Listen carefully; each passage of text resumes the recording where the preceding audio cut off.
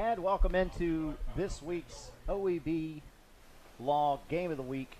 I'm Aaron Harvey, joined by the coach James Gibson, and tonight we are in Clinton as Oak Ridge has hit the bus, and they are going to be taking on the Dragons tonight as we welcome in our title sponsor, OEB Law. OEB is an East Tennessee-based law firm with a national practice. OEB is led by Timothy G. Elrod. Elrod is from and still calls Anderson County his home. OEB is practiced in state, federal, and city courts. At OEB, they treat their clients like family and are proud to have earned a reputation as East Tennessee's premier personal injury law office. And that's why they've been voted Best of Knoxville for the past 3 years. I'm here with the coach, James Gibson. Coach, it's wet, but we're here. Yeah, it really is. We've had some much-needed rain, so it might be kind of interesting tonight. You know, we've been covering smaller schools, which is always great, but it's also fun to come out and cover the bigger classifications, too, and we get that tonight.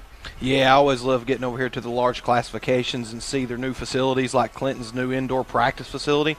It's top of the line over here, so I'm excited to watch Clinton play tonight. Clinton's got a brand new head coach. This will be his first time coaching in this series, and we'll talk about that a little bit later, as well as going over other games going on in the area as well. But first, let's take a timeout. You're tuned in to the OEB Law Game of the Week.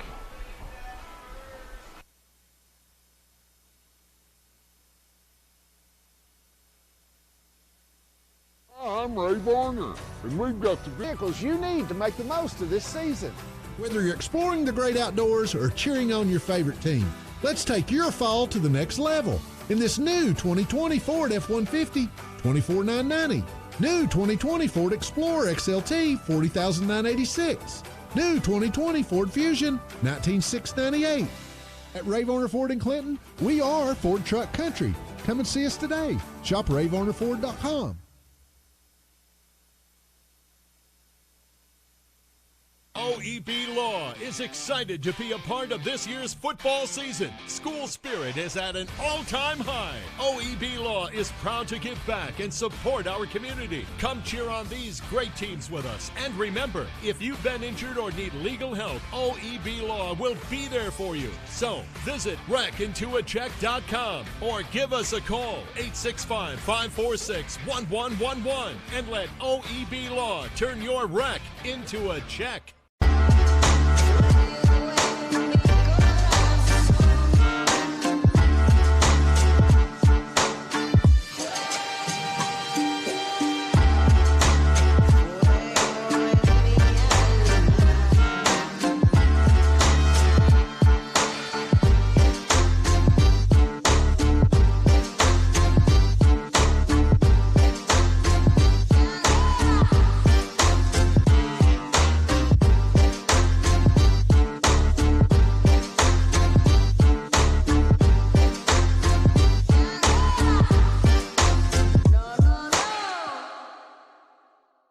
The Harriman Utility Board is committed to providing safe and reliable natural gas service to our customers in Harriman and Roane County through the use of safe operational procedures with trained and knowledgeable personnel. An odorant is added to natural gas and maintained to a certain level so that in the event of a gas leak it can be easily detected. If you smell or suspect a natural gas leak, please call the Harriman Utility Board at 882-3242. We can be reached 24 hours a day, 7 days a week. Here is Helen Hammond. Thank you, Mr. Walker. A lot of years have passed since that TV ad. Hammer stores are still offering up-to-the-minute fashions for men and women, famous label outdoor wear and boots, area rugs, and exciting purchases. All at Hammer's famous low prices. Race on down!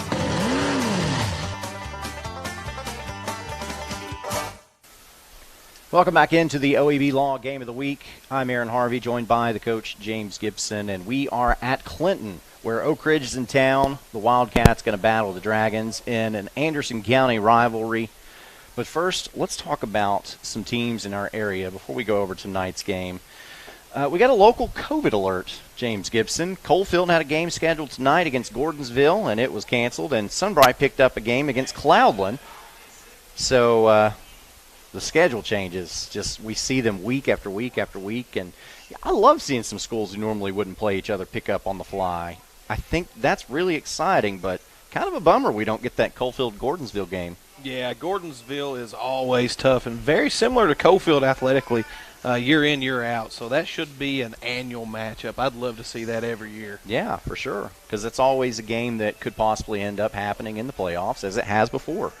Rockwood and Harriman, they're going to have their annual meeting tonight. What do you think about that one? The 101st game these two have played, and it's going to be a good one, I believe. Harriman had better utilized its talents, its talent athletes that it has early, because Rockwood will try to control time possession. It's going to be a big game. It's always a big game when those two teams get together. You know, a game I'm going to be watching for score updates tonight is Farragut at Maryville. People probably always expect Maryville to win every game, but this could really be a good one. This is a big one that Maryville better be prepared for, because Farragut, they will be playing their best football. After Farragut head coach Ed Courtney announced he was battling cancer for the second time, this team has really surrounded their head coach and have been playing very hard. So keep an eye on that game as we move forward. The whole entire area has been covered in rains from Hurricane Beta, and so the fields are wet. No threat of rain here tonight at Clinton, but as I said, field conditions are wet, as they should be on fields all across East Tennessee.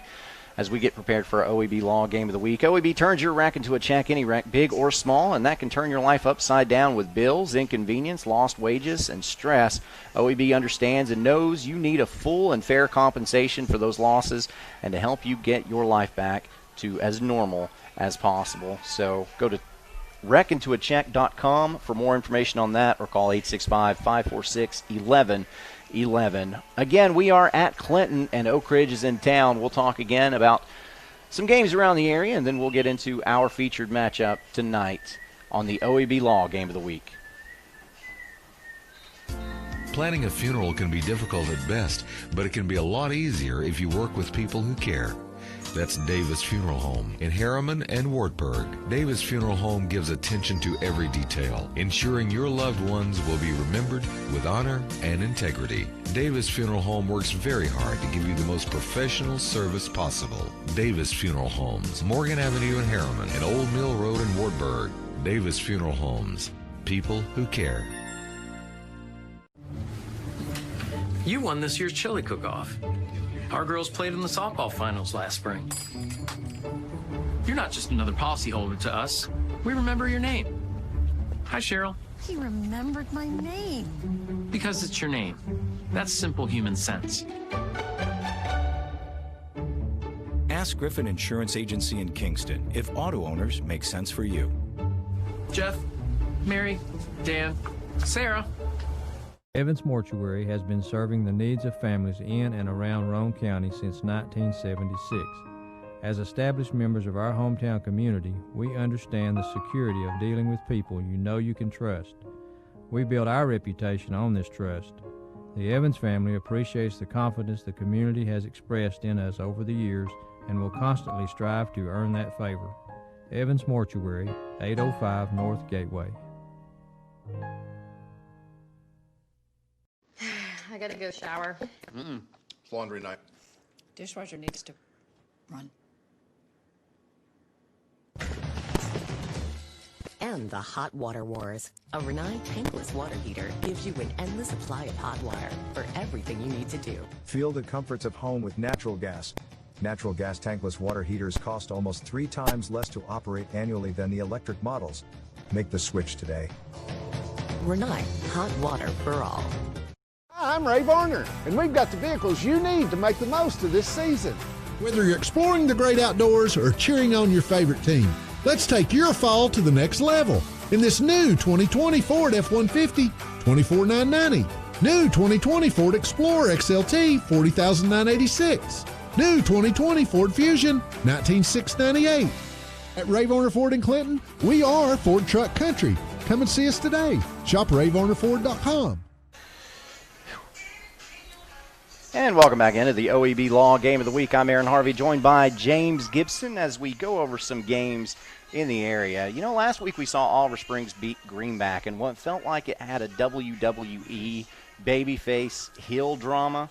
And throughout the broadcast, we talked about the tough schedules those two teams had faced. Well, Greenback didn't want to ruin a theme as the Cherokees were supposed to have a home game tonight against Lenoir City, but instead decided they wanted to take on a tougher opponent, COVID-19. And so that game got canceled, and Lenoir City picks up the victory. But I got to ask you moving forward, and we'll tell you what Greenback has moving forward in just a second, but does that Oliver Springs game, which led to Humble Pie, does that Humble Pie serve as like Popeye's spinach for this team moving forward? You know, I really think it does. I think it was a good opportunity for that young team to learn from. And the coaching staff, let's be honest, that coaching staff is not used to losing. So them being, 0-4, 0-5 now, that's significant. And they're not going to be okay with that. So they're uncomfortable right now. And sometimes it's good to be uncomfortable. And they do have one win by benefit of a COVID-19 victory, and now they have a COVID-19 not loss. It doesn't count as a loss, but it is a forfeit and gives Lenoir City a win. Greenback, they've got a week off now, so they've got this COVID-19. Next week was a scheduled bye. They'll have that one off unless they try to find a game to schedule and use this as a bye week. I don't know. You never know. You never know. With the way this season's worked out. But Greenback does have a game against Coalfield on October 2nd, and that will be a big chance for Greenback to maybe turn the season around, because Coalfield is likely looking at, well, let's just say they're probably the favorite to win the region championship now. The game between Coalfield and Oliver Springs will probably be the one that people will look at and say that's what's going to decide it. That Coalfield game is huge, and that's an understatement for Greenback. They're going to be looking for that, and they're going to be well prepared for that matchup. So it's a little bit further down the road, and that'll give them opportunity to get healthy and to study the playbook a little bit, get the rust knocked off of them a little bit. So this game tonight not being played also gives Lenoir City a week off to prepare for a trip to Walker Valley. That's who they will face next week. Midway's 3-1 on the season, and Greenway fans might be upset with me for saying that the Coalfield Oliver Springs game may determine a region champion, because Midway's 3-1, only losing to Rockwood in week 1, and they lost to Rockwood in double overtime on a 2-point conversion by the Tigers. Tellico Plains is 4-1 and hasn't allowed a point in the 4 wins, even though one of those wins was a COVID forfeit. That'll be an interesting game to watch tonight. Yeah, Midway is really tough, and they can score in bunches. But Tellico is playing some great defense. I mean, some outstanding defense. So let's keep an eye on that one as we move forward with this game. The Red Devils of Halls have but one blemish, and it's a COVID forfeit last week. They're on the road at Powell tonight. First off, Powell looks very, very impressive. Secondly, you think Halls will be able to challenge the Panthers? You know, I really think they will. They've got a good coaching system over there, and they're really turning things around. So I look for them to challenge Powell early, but then I expect Powell to kind of run away with it in the second half. Taking a look at other games around the area, as we've seen that up on our screen, Anderson County's at Jefferson County tonight. We talked about the Harriman-Rockwood game. Kingston goes to Stone Memorial, and the Yellow Jackets undefeated on the year, looking to keep that ball rolling. And Stone Memorial struggled, so that'll be a good opportunity for a win. This could be a huge season for Kingston moving forward. Oliver Springs has the night off. Coalfield gets that victory over Gordonsville. Midway at Tellico Plains, like we told you. Oakdale goes to Red Boiling Springs, and that is another opportunity for Coach Voiles to get a win, as Red Boiling Springs typically they struggle in their football program. Yeah, they're definitely up and down, and Oakdale's up this year. They've pushed big. They've got a big win over Wartburg and various other programs. They challenged Cofield. So, yeah, that'll be a big one. And we've got Cloudland at Sunbright. The schedule says Wartburg at Sunbright, but the Sunbright-Cloudland game was something that happened because of COVID-19. So with the nuttiness, it's really hard to keep up with who's playing, who's not playing because of COVID-19. So we talked about these teams in the area. We told you a little bit about how they're doing. Let's take a look at our Region 2 standings. So this is what we were talking about. Midway might be upset that I said that Coalfield Auburn Springs would determine the champion in that, and Midway might have something to say about that, however, as Midway sitting there 3-1 on the season overall, and Auburn Springs 1-4 on the season overall, but don't let that fool you. Auburn Springs is tough this year. Yeah, you might want to take a look at the Auburn Springs schedule before you judge too harshly on that 1-4 record. But I tell you, I cannot wait for this Coalfield Midway matchup. The Midway Auburn Springs. There's a lot of good football in that Region 2 1A. Yeah, always. It's always a tough one. Region 2 2A, Meigs County, they just keep it rolling along. They're 5-0 on the year. Oneida 4-0 on the year, and Tony Lambert's got his squad in Scott County looking great. Rockwood in action tonight against Harriman, like we said, 2-3 on the year. And Cumberland Gap and Wartburg bringing up that rear right there. And you've got 5 teams in that region, which means 4 teams get into the playoff, which means that Cumberland Gap-Wartburg game is going to be very important to see who gets into the playoffs. Yeah, that game's been instrumental the last couple years, really deciding who's going to get into the playoffs. So it's been pretty big. In 3A, your Region 2, Alcoa, of course, at the top of that list. Gatlinburg-Pittman, 4-1 on the year, 2-0 in that region.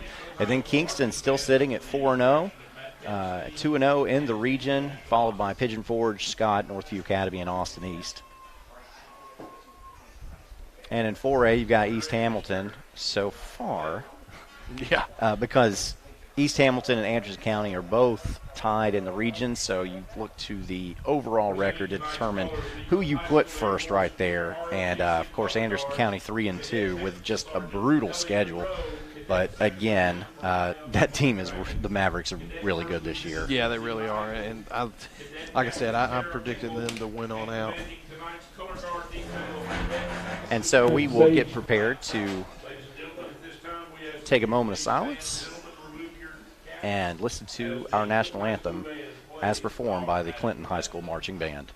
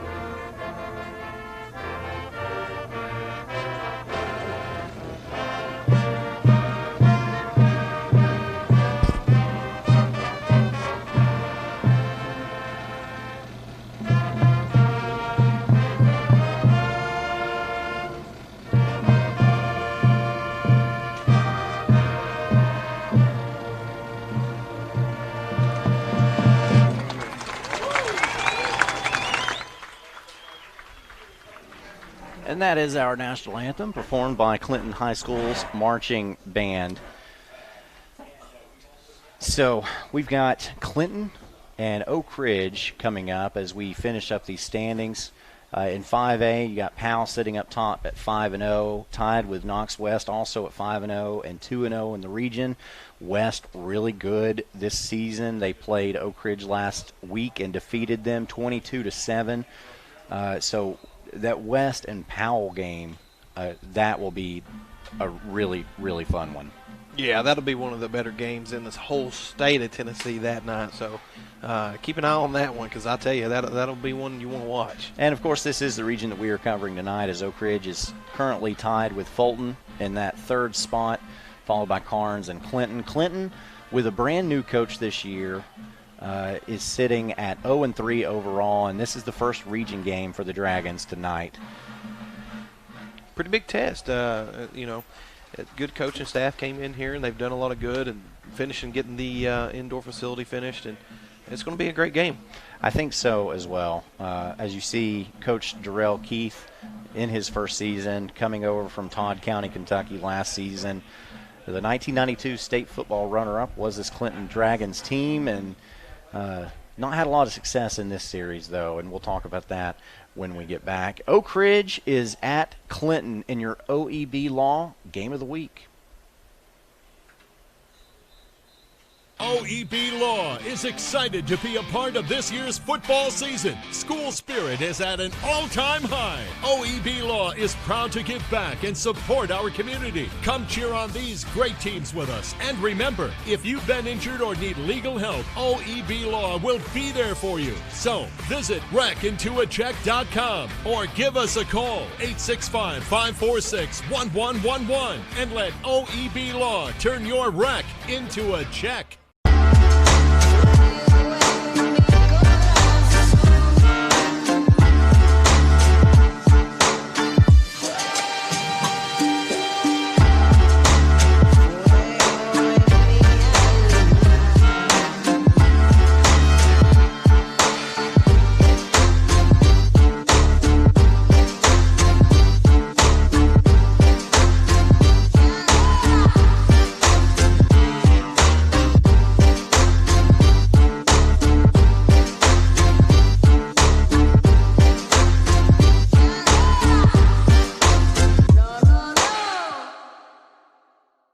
The Harriman Utility Board is committed to providing safe and reliable natural gas service to our customers in Harriman and Roane County through the use of safe operational procedures with trained and knowledgeable personnel.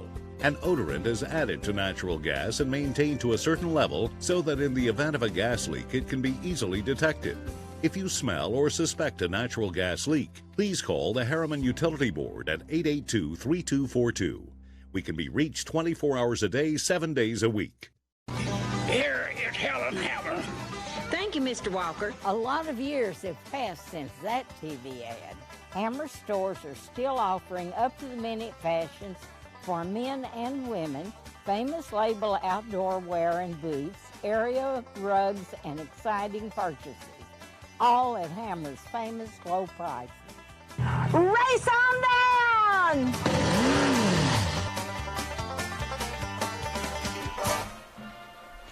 And welcome back into your OEB Law Game of the Week. At OEB, their clients are essential to them, so while other businesses were shutting down because of COVID-19, OEB Law took the necessary precautions in order to safely remain open and available for their clients and community.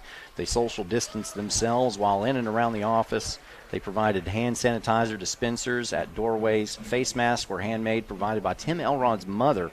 They utilized Facebook Live to let the community know that they were there for them, and that's what OEB Law does. For more information on them, go to wreckintoacheck.com or give the phone call, 865-546-1111. So, Clinton coach Darrell Keith walked into pretty much an impossible situation. He moved Clinton to replace Randy McCamey, who left the program after a 2-8 regular season finish. Not only did he need to rebuild, but Clinton has a monster of a schedule in region, as you have seen. Not only is that true, but he was limited to what he could do in preseason because of COVID-19. If that's you and not him, what goes through your mind? Well, that's a difficult question there, but he's been learning on the fly as well, because let me tell you, there is a major difference in Kentucky high school football and Tennessee high school football. Not even on the same scale with talent. And then you add in COVID-19. So it's been extremely hard for his transition, I'm sure. Oak Ridge is one of those teams that will always have high expectations based on the history of the Wildcat program. Coach Joe Gaddis seems to always have Oak Ridge in a pretty solid spot. A few bumps early in the season in the absence of star running back Kendall Jackson, and Oak Ridge is battling to keep a winning record. How would you assess Oak Ridge's season so far? Well, it's not been the best start that many thought and even more wanted, but it's just one of those years so far. So injuries have had and some bad bounces really have caused part of the issues, but they look to right some of those wrongs here tonight. Oak Ridge will bounce back very strong. They'll have a chance to go 500 tonight if they can defeat this Clinton Dragon team. These teams have shared a county and a decent history of playing each other, but Clinton's been dominated in this series 46-12. Last year, though, Coach McCamey's Dragons played a very good OR team tough, 27-14. You'll see a lot of the same players on the field tonight. Clinton wants to win, and this would make a huge statement. But could there be a moral victory to be had here if the Dragons don't win but play tough? Simply put, yes. You never want to admit it, but let's face it, if Clinton can keep it close, that will make a lot more believers out of some of these Clinton fans. Sometimes rain is said to be a great equalizer. Do you believe that could be a matter tonight with the wet field? It can be, and you might have some costly turnovers from this wet field, so keep an eye on it. You have to start the climb somewhere, and Coach Keith knows that. Clinton has quite an uphill battle tonight. What are the keys for both teams? Clinton, you've got to force turnovers and limit explosive plays by the Oak Ridge offense and play mistake-free football. Oak Ridge, you got to play smart football, keep it simple, and control the line of scrimmage.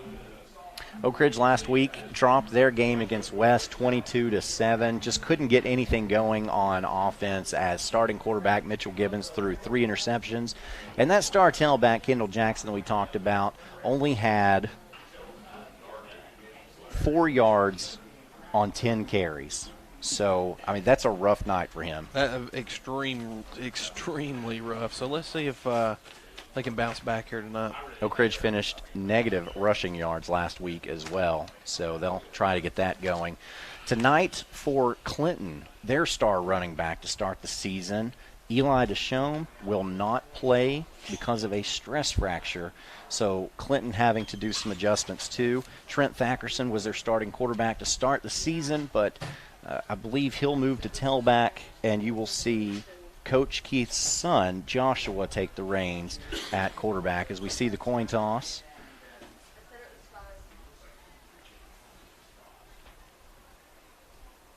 Clinton wins, and they're going to kick.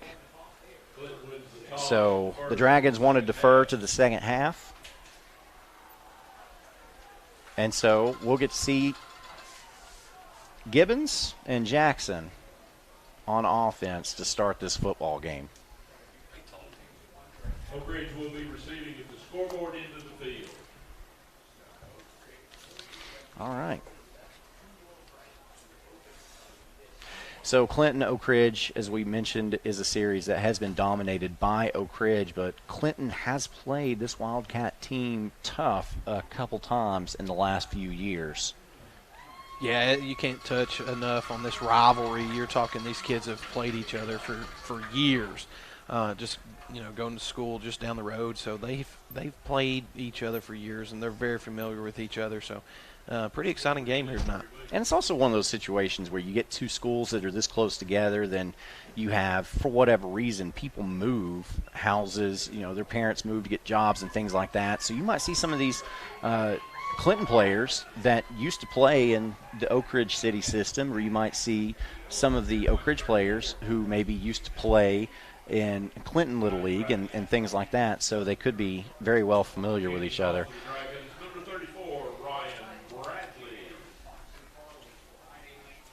Really excited to get this one kicked off in just a moment with our Davis Funeral Home kickoff.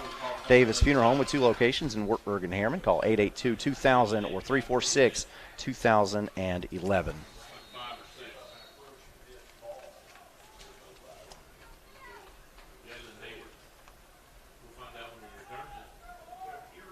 So for Clinton, it is Ryan Bradley, and this is going out of bounds.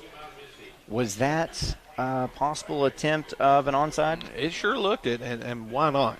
You have nothing to lose, so be aggressive, and you might get some lucky bounces. All right. Oak Ridge will put the ball in play at the point it went out of bounds. So that is a penalty because the ball was kicked out of bounds. Oak Ridge will, instead of making Clinton re-kick, they will take the football. And we'll start this Sexton Automotive drive at the 48-yard line. Oak Ridge will put the ball in play at the Oak Ridge.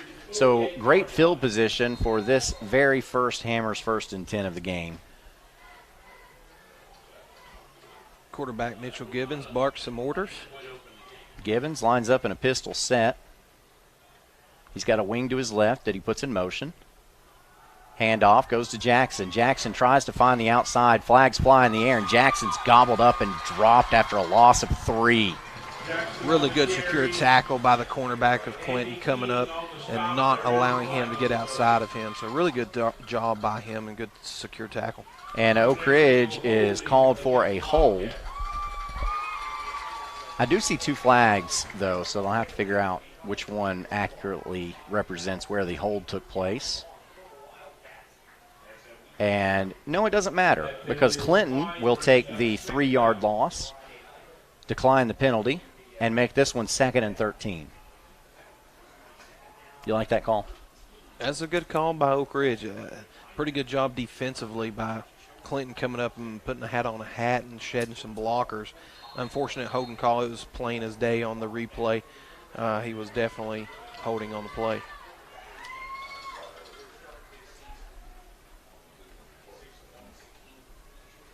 Gibbons fakes a handoff to Jackson, rolls to his left, finds a man open, and for no gain this time, it's Cole Adams. And Adams maybe picks up a yard on that reception. It will be 3rd and 12. So far, Clinton responding on defense. Yeah, they're really fired up. They're into this game emotionally. And you see on the Jeff Cole replay. Brent Harrell on the stop for the Dragons brings up 3rd down. Oak Ridge trying to get east and west, take advantage of their speed on the outside.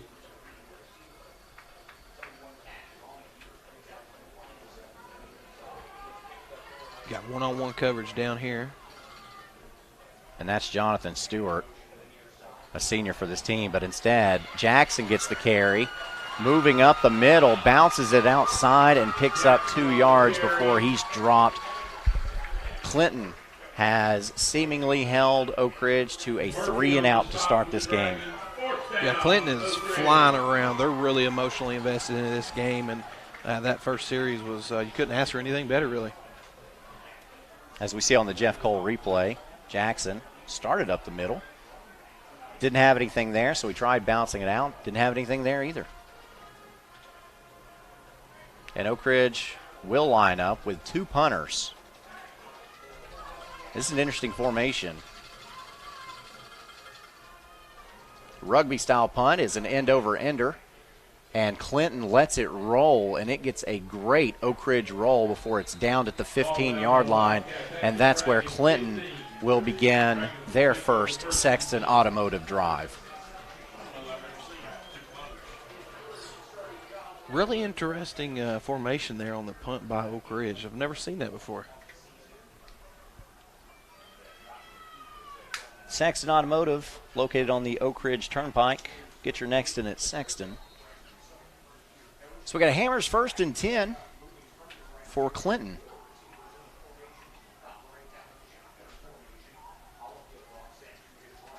And it is Joshua Keith, the freshman, the coach's son, taking the snap, the shotgun snap, drops back, whips this one out to the outside, and it is dropped.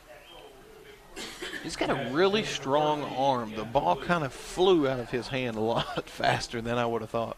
Yeah, Keith is expected to be a college prospect by the time he becomes a senior. And Nate Murphy just not able to reel that one in, as we saw on the Jeff Cole replay. 3 wide out to the left, and Keith cannot handle it. He has to pick it up, tries to get out of the end zone, does, and gets out to maybe the 5-yard line. That is a 10-yard loss, and that will bring up 3rd and 20 for the Dragons. Just couldn't handle the snap. Yeah, it hit him right in the hands, too. And that could be part of the jitters of being a freshman coming out here against a big school like Oak Ridge, your big rival. So, yeah, that could be part of that. Officially placed the ball between the 5 and 6. 2 wideouts either side for Keith. You've got to get rid of the ball quickly.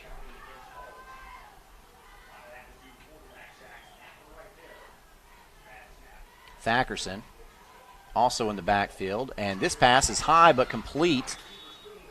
Comes out to Nate Murphy, and Murphy is run out of bounds well shy of the first down, and Clinton will have to punt this one away.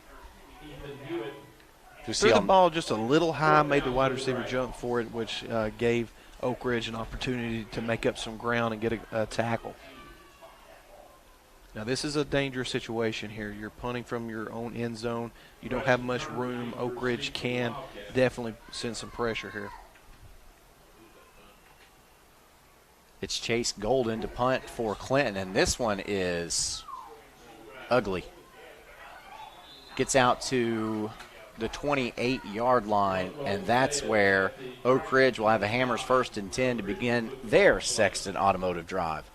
Yeah, it looks like he just missed it right off the side of his foot. Let's see here on the replay. He dropped the ball early, and it moved on him. And that was a low punt. Almost hit his lineman in the head, which could have been completely disastrous. Thanks to that Jeff Cole replay, we got a really good look at that one. Well, Oak Ridge definitely has some good field position right now. Gibbons back into the pistol. Got a wing back to his left.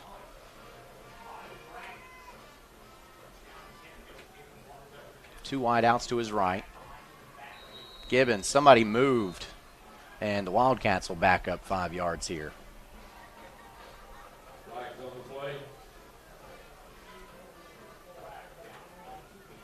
No, it was on Clinton.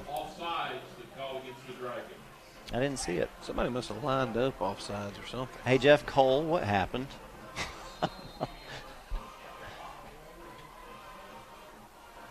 I guess that's what it was. Somebody lined up offsides.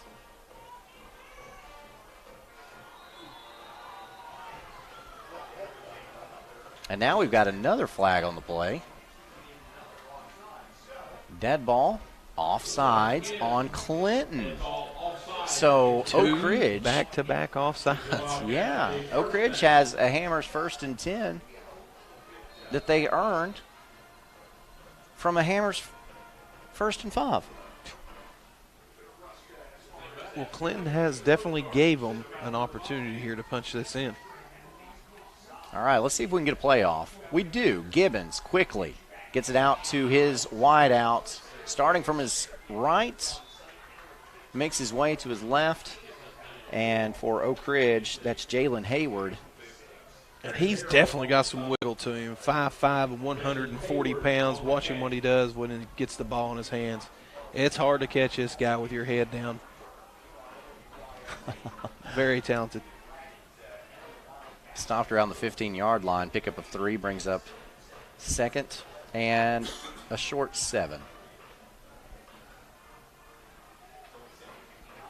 Now Gibbons sends 2 wideouts to his left.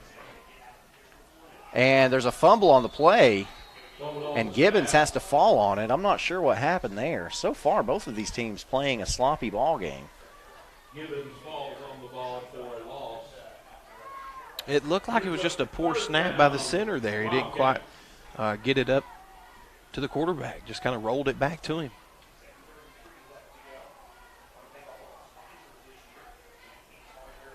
So a loss on the play. Takes the ball back to the original line of scrimmage and makes it a 3rd and 10. Another pistol. Man in motion, that's Hayward. And now Gibbons going to fire towards the corner of the end zone. That pass is almost complete. It was almost a one-handed grab by Brandon Hayward. Wow. Impressive effort nonetheless, but if he was able to pull that in, we're submitting that to SportsCenter. One-on-one coverage. Quarterback sees it, throws it up, 50-50 ball. Ooh, and he almost pulls that in, guys. So it's 4th and 10 where Oak Ridge is. They will go for it on 4th down. So Gibbons gets his team to the line. Got an H-back lined up to his left. Sends a man in motion. And now Gibbons rolls to his right. Looks for a man over the middle. That pass is picked off by Clinton, and that is a touchback. And getting the interception is Andy King, who also plays wide receiver on this team. Really good job tracking the quarterback's eyes the whole time. Led him straight to the football where he was able to easily pick it off for an interception. Great job by the defensive back. Let's look at this one again as Gibbons throws this one he just threw it high. He did. He did. The safety played center field the whole time, read the quarterback's eyes, and led him right to the promised land. It's not a bad thing that you've got your junior wideout playing safety. No, it definitely helps. It's like playing center field in baseball. You're back there to catch everything. So after that interception, Clinton takes over this Sexton Automotive drive at the 20-yard line, and we've got a timeout on the field. No, we have a flag because we have a delay of game. Is that 3 penalties so far, Clinton? I believe so. The 2 offside penalties and this delay of game penalty. And that was part of the keys to success for Clinton tonight. 1st and 15. And Keith has a low snap. He has to pick it up and try to get what he can, and not much there. But there is a flag on the far side of the field.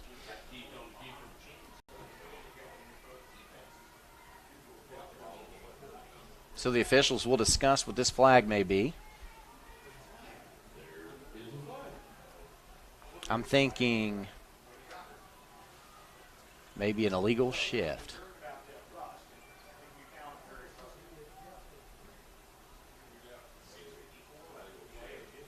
Illegal shift against the drive. Ding. And that's exactly what it is. But Oak Ridge is going to decline that penalty because it wasn't a great play for Clinton. So now we'll have a 2nd down as Joshua Keith, the freshman, leads his team up to the line. Will hand the football off to his tailback. And we've got another flag. Moody on the carry, and there is a flag. It's been a while since I've seen this many penalties this quickly in a ball game. And this is a holding on Clinton, so Clinton just continues to go backwards. Connor Moody was in the backfield to get that carry for Clinton.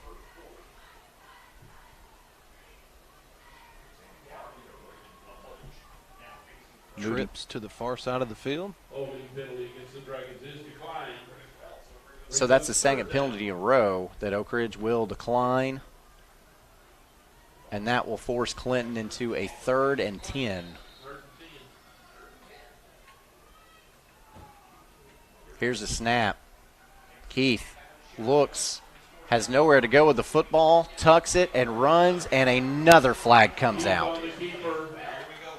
King made it to the 20-yard line, which is the original line of scrimmage. We've got a personal foul, a face mask on Oak Ridge. That's a 15-yard penalty. So Clinton will get a Hammers 1st and 10 off of a penalty. Wow. Look at this Jeff Cole replay, see if we can find it. Nothing's there. He tries to tuck and run and pick up what he can. It looks like one of the big guys grabbed that face mask. All right, we've got a Hammers 1st and 10, ball spotted at the 35. Quickly, here's Keith, handoff up the middle.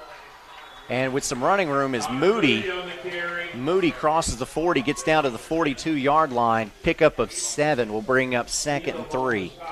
Moody's a pretty good-looking little running back for Clinton. He got some pretty good field vision. He did a good hurdle there.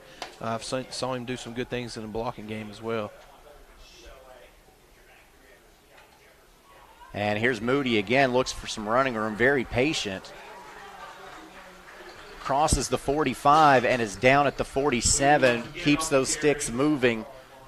It will bring up another Hammers 1st and 10, and Clinton not wanting another delay of game penalty goes tempo here a little bit. Trying to get them to calm down a little bit, get them to go out there and just play some football. 2 wideouts either side for Keith. Moody in the backfield to his right. And Moody with another handoff, and this time he's met in the middle and dropped. Getting there first for Oak Ridge was Jacob Burvin. Looked like a missed blocking assignment up front with the Clinton offensive line. There was just too many Oak Ridge Wildcats busting through the line of scrimmage. Looked like a linebacker blitz, actually. Loss of 2 will bring up 2nd and 12 for the Dragons.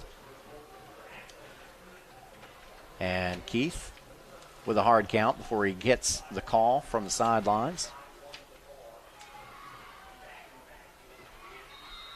And Oak Ridge was bringing pressure off the right side before another flag came out. Looked like a Clinton wide receiver moved early. That's exactly what happened. A loss of 5 yards will bring up 2nd and 17. Clinton's gone backwards a bunch. Yeah, Kendall Jackson looked like he might have moved early. Well, that would have been a penalty on Oak Ridge. I think you mean Jeremiah Blovett. But here, Clinton trying to make up some ground and find the outside. Doesn't happen. Clinton staying with the tempo. Kendall Lucas on the option pitch.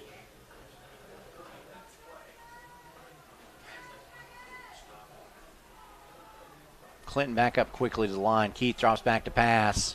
Fires it off to Lucas. Lucas is spun and dropped by Oak Ridge's Jaden Elam.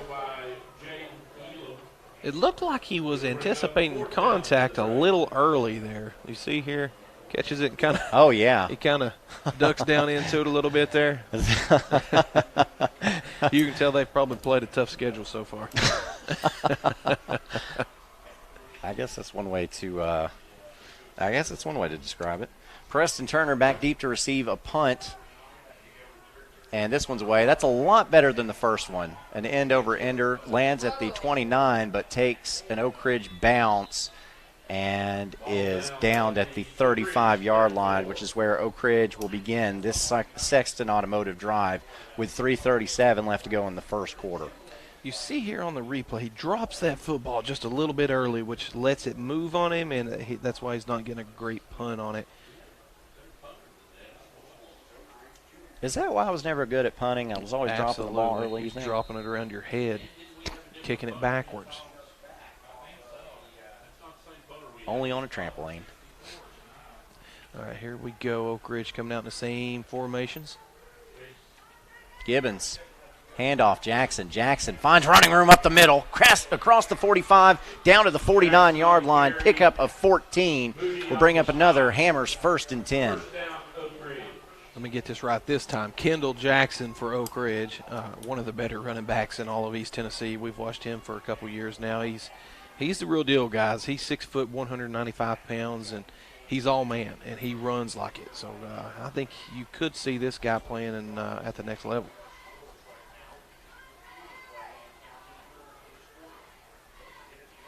Same formation. Gibbons pitches out to the left to Jackson. Jackson looking upfield, has a lot of running room, cuts it back, and is finally driven down at around the 32-yard line and out of bounds, and we might have a scuffle. Jackson on the carry. We do have a scuffle. As flags are flying, that's going to be a personal foul.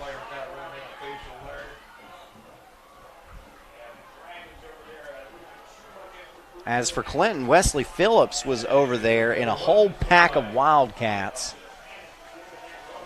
I wouldn't want to be in a pack of house cats, let alone a bunch of Oak Ridge football players. Emotions are riding high. Good little pitch play, running on the outside, good field vision, making people miss. Plants that foot. Gets back around outside. Number 6 does a really good job pushing him out of bounds, and then he holds on just a little bit longer. Yeah. And emotions start getting out of control. Yeah. That was not the right thing to do. Officials are still talking about it. I guess they got to figure out who did what first. Did you see anything extra on that Jeff Cole replay? Nah, just some mouthing going back and forth. It's emotions. It's high school football. It's Friday night. Let them play.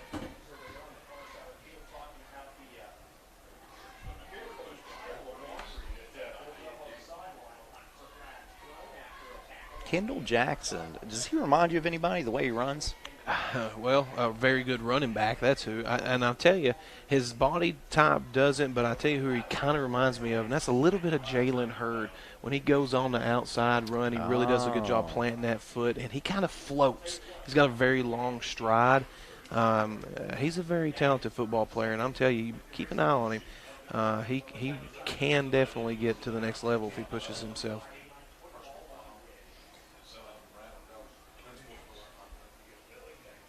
Officials taking a long time, and they're writing things down. Well, they want to get this right. It sounds like they're going to, or it looks like they're going to call some sort of a personal foul, and they want to make sure they get their correct numbers.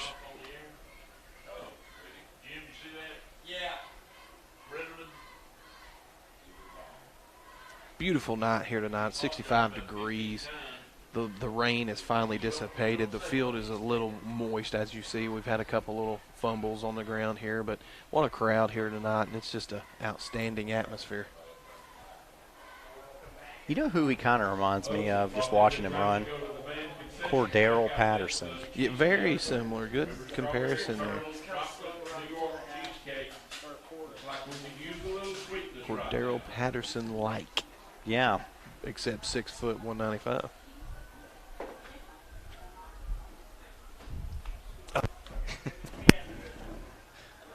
While we've got an extended moment here, we're going to take an opportunity to talk to Tim Elrod of OEB Law.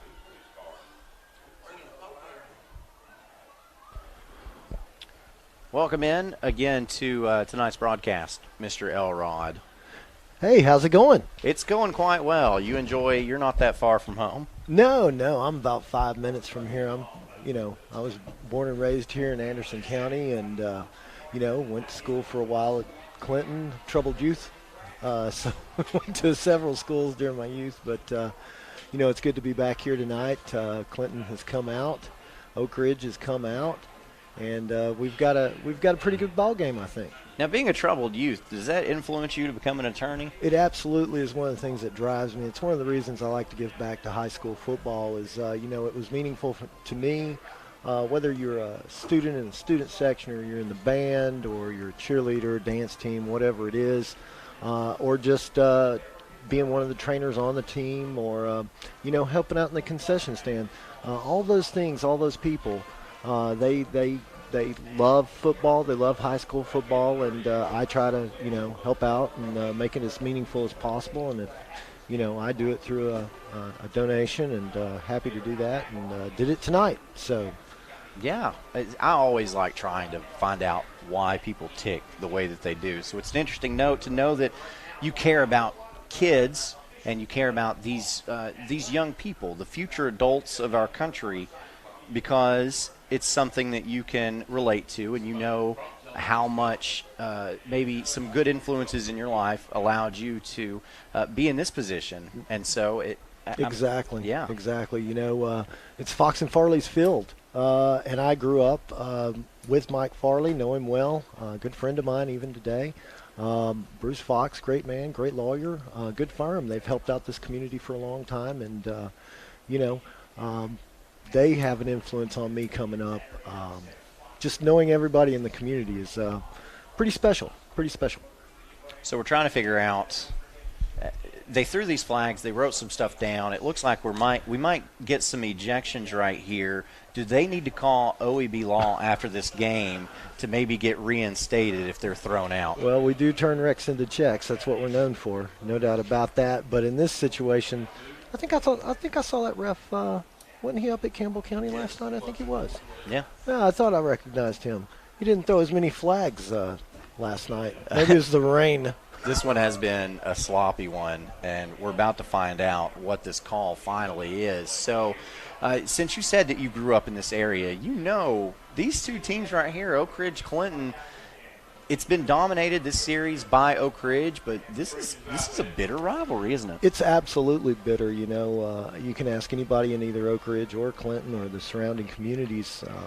You know, this is the game. This is the big rivalry game. We have a rivalry game, obviously, at Anderson County with Clinton. Not so strongly. You know, we've had some great matches with Oak Ridge. But Clinton and Oak Ridge that's a traditional rivalry, and it's been around for a very, very long time. So, you know, these kids, you know, Clinton tonight, you know, despite all the penalties, you can tell their defense is fired up. Their heart is in this game. They expect to win this game, and you can tell it. You know, they've had a lot of miscues on offense, but, hey, the flags are keeping it in the middle of the field at least, and that interception was huge by Clinton. So what's the call here? We've got an unsportsmanlike conduct on Clinton and 2 personal fouls on Oak Ridge. So I said that backwards. We've got an unsportsmanlike conduct on Oak Ridge and 2 personal fouls on Clinton.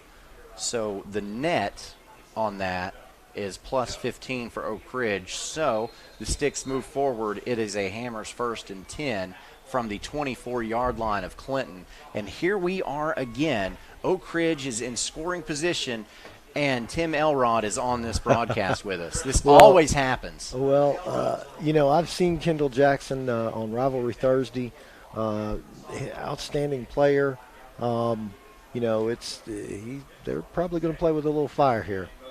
And we've got another flag. If we can avoid the flags. And this time I think it might have been Jackson that moved early.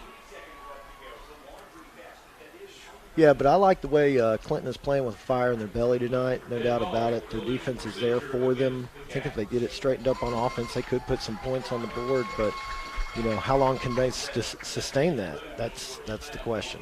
The scout that I've got on first-year head coach Darrell Keith is that he is a no-nonsense military type of person. And so, you know, one of the things that he will want to instill in his team is that discipline to avoid these flags. And so the Dragons letting him down tonight. But both teams are you getting know, they're penalized playing with they're playing with a lot of emotion. Gibbons drops back to pass, rolls to his right, looks, has a man open. And making a man miss, getting to the 10 and being flipped. Wow, highlight. It was, and that was Preston Turner. And there's another flag on the play. Well, Moody on the stop. well, my goodness. Hoping we can get be able to see that on a Jeff Cole replay again in just a second and see how Turner got upended there. Here it is. Gibbons had to escape the pocket, got it out. There's Turner, does a great job missing that first tackle, and then lucky he's wearing a helmet.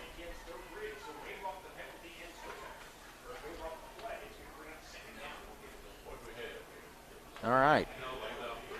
And we've got an ineligible man downfield and an unsportsmanlike conduct on Oak Ridge. So you've got a 5-yard penalty, and then they will mark off a 15-yard penalty. And so that is essentially a negative 20 play, but it's still Hammers first down, but it is a Hammers first and 30. Gracious. Yeah, It's 40. It's 49. Go to the 14. I'm going to have to break out my algebra book to keep doing the first downs and stuff. This is incredible math. This might be 35. I believe this is a Hammers first and 35. So, that being the case, Mr. Elrod, you might not get to see a touchdown after all. Let's see. Handoff goes to Jackson. Jackson has to bounce it around outside. Goes to spin, cannot, because Connor Moody is there to bring Jackson down around the line of scrimmage. Woo.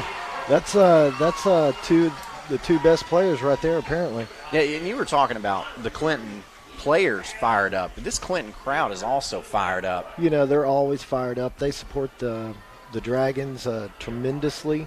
You know, they support their new coach. I got to talk to him before the game, and he is a no-nonsense guy. Maybe Oak Ridge can get something here. 3rd and 31, or 2nd and 31. Gibbons fires it incomplete, trying to hit Brandon Hayward. Yeah, but Coach Keith, he's going to be an outstanding coach here. I think they need to give him time. You know, he's got a plan. I believe that. I got to talk with him when we made our donation today, and he's a big dude. He's huge. You can tell it from up here. You know, when COVID-19 happened, you guys made the necessary changes to make sure that your life could continue so that you could serve your clients, but it messed the world of high school football, well, really all sports up. As here's Jackson on a toss sweep, gets upended and down to the 35-yard line. Got to be well shy of the first down, and we've got the back judge was knocked down. Well, I missed that, but he clobbered him. Maybe he'll keep his flag in his pants or something.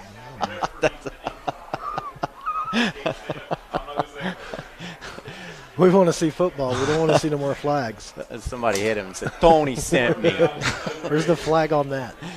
Keep the flag in your pocket. Oh, goodness. So, yeah, Coach Keith walks into a really tough situation at Clinton. Yeah, you know, but I love those rugby-style kicks. They get so much spin on them. And this punt,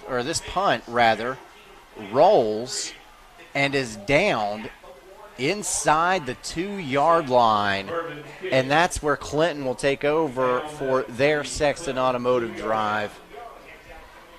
Great play. This drive could be a defining drive for Clinton. You know, they're going to have to drive the field. They've got a whole quarter to do it.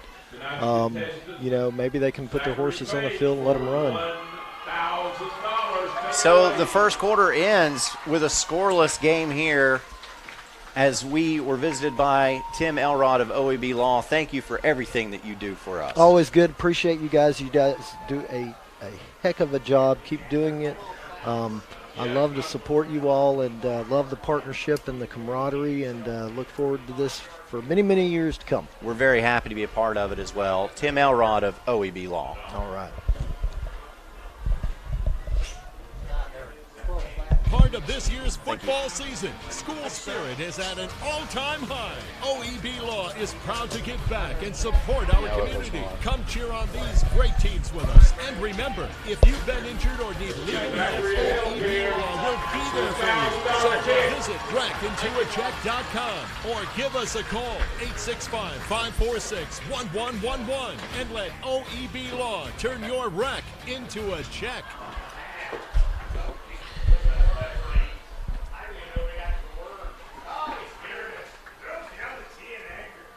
Back at your OEB Law game of the week as we get prepared to start this second quarter. Had an opportunity, someone did, to get some cash there on a kick. As that first quarter came to an end, a really sloppy first quarter. I'd like to thank all of our sponsors for tonight's game, including Ancoria, and that's the Anderson County Public Defender. Ann was born and raised in Anderson County, graduated from Oak Ridge High School, and also Tim Shelton, Anderson County Register of Deeds, serving the citizens of Anderson County since 2002. So Clinton takes over on the 2-yard line. Here's Keith. Handoff up the middle, goes to Moody. Moody on the carry. And Moody gets out to the 6-yard line, just outside the 5. And again, Clinton is quickly coming up to the line of scrimmage. 3 wideouts to the left. Keith takes the snap, pitch to Moody. Moody moves to his left, gets up to about the 8-yard line. Good little speed option out of the Tim personnel. Came to the trip side, but Oak Ridge's DBs are really, really fast. They're able to close ground quickly. And I don't think that was Moody, actually. That looked like Brandon Holyfield, a sophomore running back on this Clinton team. So we've got a 3rd and 4 for Clinton. 3 wideouts to the near side. Man in motion now. That's Holyfield. And Holyfield on the carry. And again, Holyfield gets the carry up the middle. Kelly once again on the stop. Third down. So he wasn't the man in motion. And Clinton is just shy of the first down. And they've kept it simple this whole drive. They've kept trips to the right side of the formation the entire time, haven't changed anything. So they're keeping it simple for the freshman quarterback. Clinton will have 4th and short when we get back.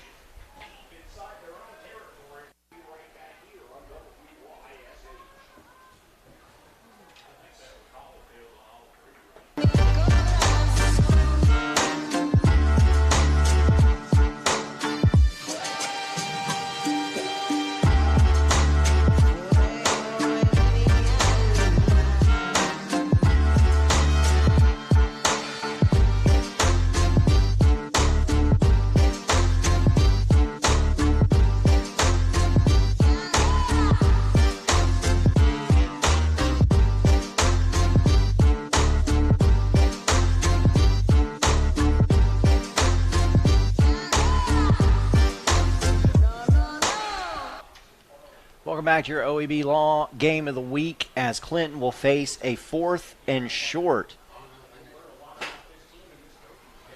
This game is brought to you by David Clark, Anderson County District Attorney General, proud supporter of high school football, and Rick Chin, which currently serves as the City of Oak Ridge Mayor Pro Tem. Rick Chin, a proud sponsor of tonight's game. What do you think Clinton's going to do right here, faced with this 4th and short? Well, it's untelling. It's a rivalry. You have nothing to lose, so you play to win. But, normally I'd like to see him kick here, but looks like they're going to go for it, or they're going to try a very good hard count.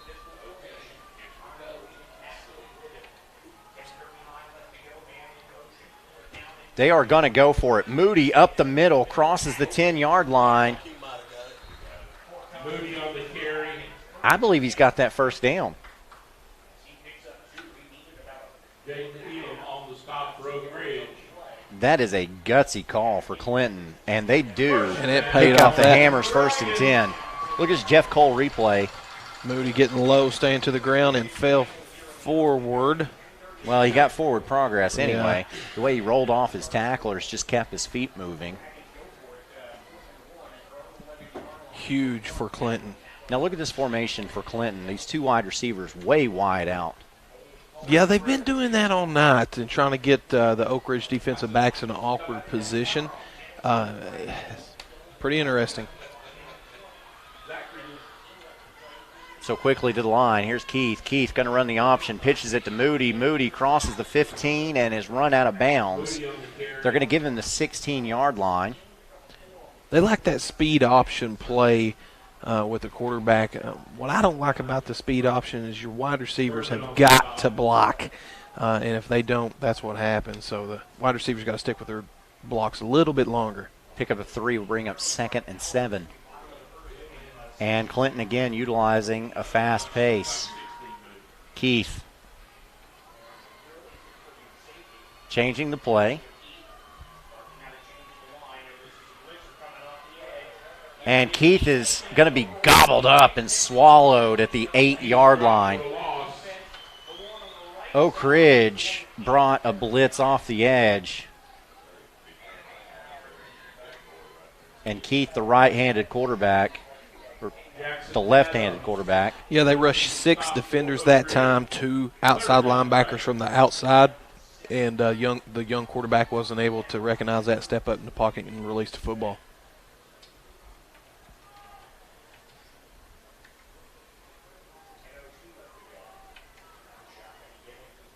So a loss of about 7 brings up 3rd and 14.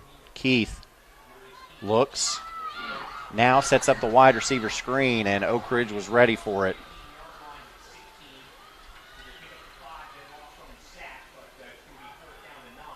Yeah, Oak Ridge defense is really flying around to the football, as you see here on the replay. They recognize he tries to look them off, throws to the opposite way, and Oak Ridge is flying to the football. So defensively, Oak Ridge is playing very well so far. And I was right. Keith is a right-handed quarterback. I don't know why I questioned myself. It's a problem of mine. I lack confidence. Now, let's see what happens on this punt. Gets it away. Wobbly. Turns over. And the ball is down by Clinton at the 50-yard line. The line of scrimmage was the 17. So that is a 33-yard punt. And Oak Ridge will take over on this Sexton Automotive drive at midfield. Some of the worst field position Oak Ridge has had so far. And now a sideline warning has been called against Clinton as, Oak Ridge has had excellent field position so far tonight. Not been able to capitalize on it. Got close, but had a lot of penalties. So Hammers 1st and 10 here. Looks like an H-back lined up to the left. Pistol set for Gibbons. Gibbons takes the snap, drops back to pass, has a man open, and it's caught at the Clinton 43-yard line. And that's where Brandon Hayward is going to be dropped down. I tell you, I really like this Brandon Hayward. He's a 9th grader, 5'10", 160 pounds, and he's got some really good hands. And for a 9th grader to be starting for Oak Ridge, that tells you about all you need to know. That's a good point.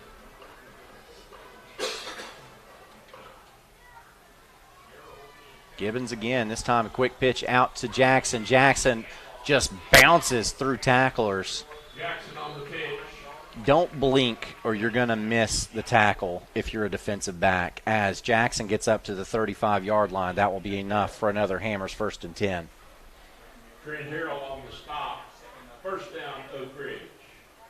He's so smooth. He's so smooth while he's running. His stride is long. And I really like your comparison that you mentioned earlier about Daryl Patterson, former Tennessee Vol, Minnesota Viking, and various other places. Gibbons drops back to pass quickly, lets it fly. That pass is completed at the 30. Making his way towards the middle of the field for Oak Ridge is Hayward again. And Hayward is finally brought down by Jackson West. They like the matchup over here. Obviously, it's like the 3rd time they've threw this ball, exact same play.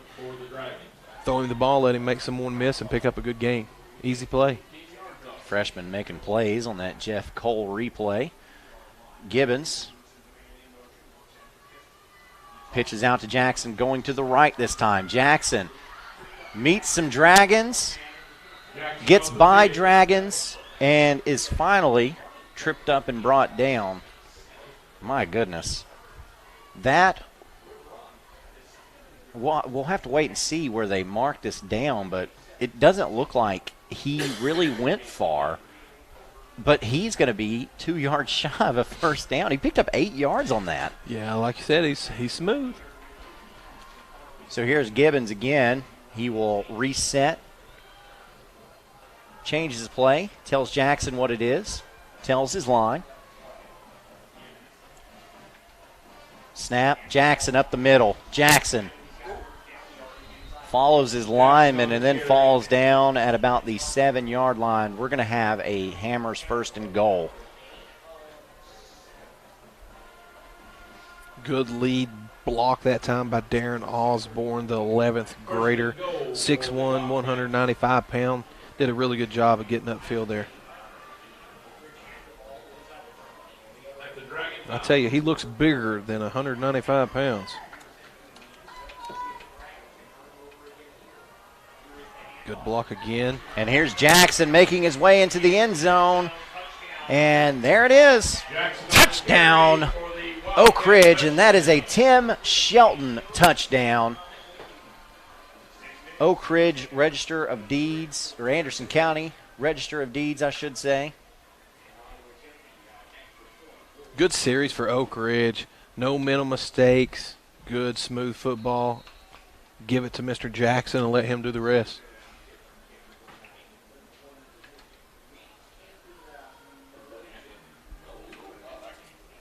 And the extra point is up and through the uprights. Good by Camden Malcody. And so Oak Ridge leads this one 7-0 with 6:10 left to play in the second quarter. The Harriman Utility Board is committed to providing safe and reliable natural gas service to our customers in Harriman and Roane County through the use of safe operational procedures with trained and knowledgeable personnel. An odorant is added to natural gas and maintained to a certain level so that in the event of a gas leak it can be easily detected. If you smell or suspect a natural gas leak, please call the Harriman Utility Board at 882-3242. We can be reached 24 hours a day, 7 days a week. Here.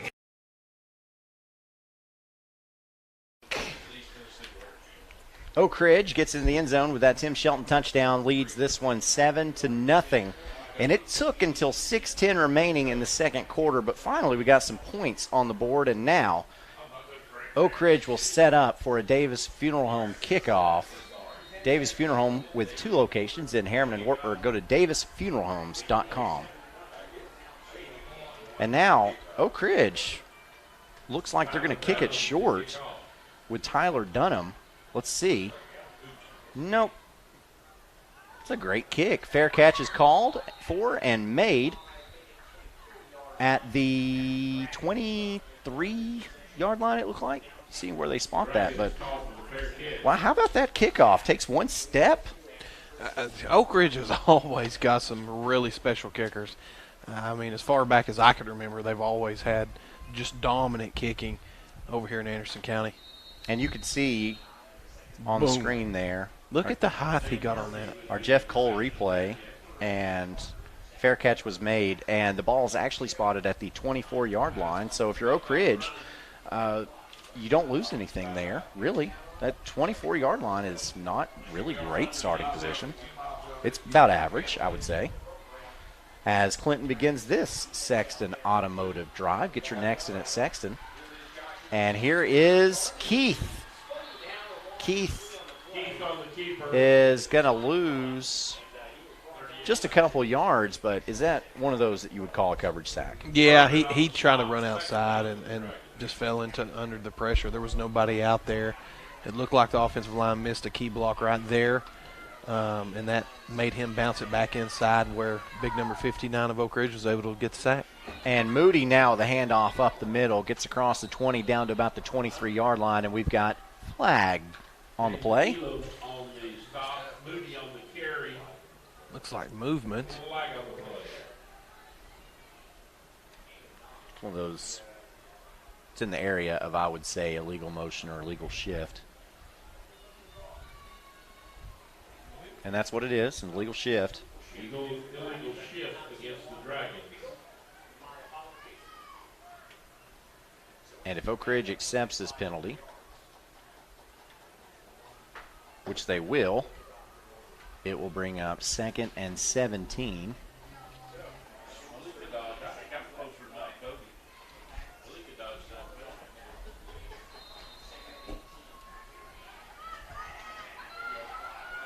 Here's Keith. Handoff. And this time it's Holyfield up the middle.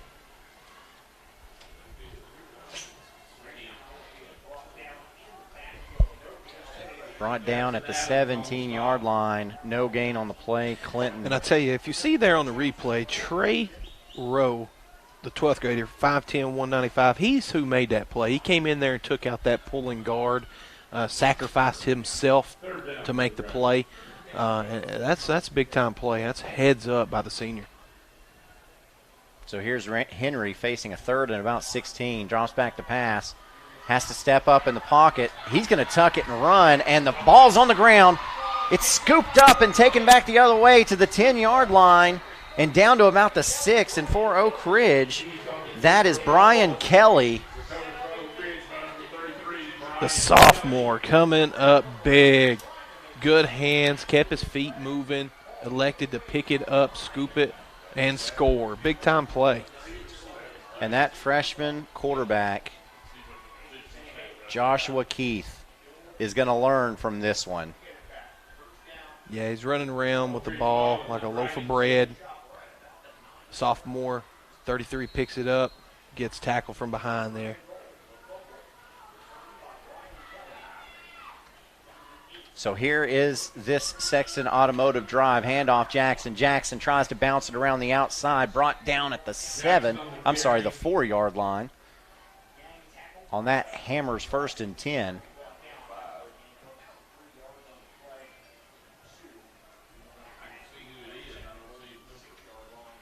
So 2nd and goal. About the 4-yard line.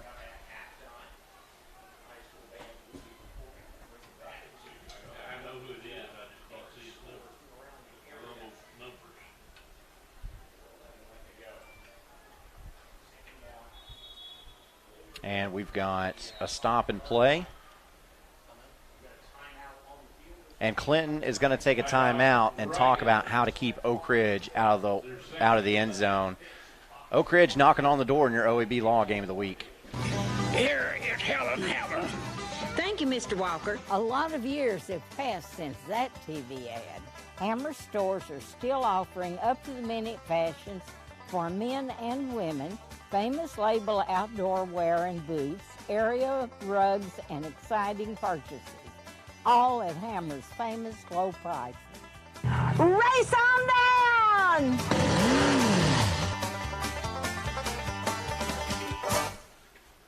Back to your OEB Law Game of the Week, also brought to you by Anderson County Mayor Terry Frank. Thanks Anderson County families for the honor of serving them as their mayor.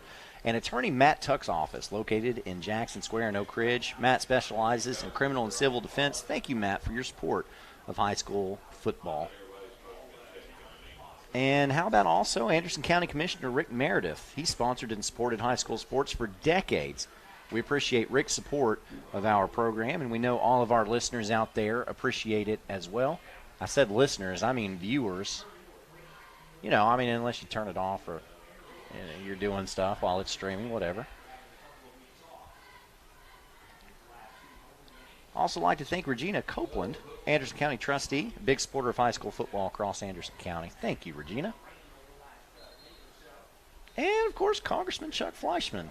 I like the graphic of Congressman Fleischman smiling, serving Morgan, Roane, and Anderson counties all the way back in 2010. Second down for the Wildcats. So here's Gibbons in that pistol set. Quick pitch out to the right goes to Jackson. Jackson trying to find running room on the boundary side of the field. Stop is made around the 3-yard line, and Oak Ridge will have a 3rd and goal. Oak Ridge had the numbers game, but Clinton did a really good job of deflecting the blockers and making their way to the ball carrier.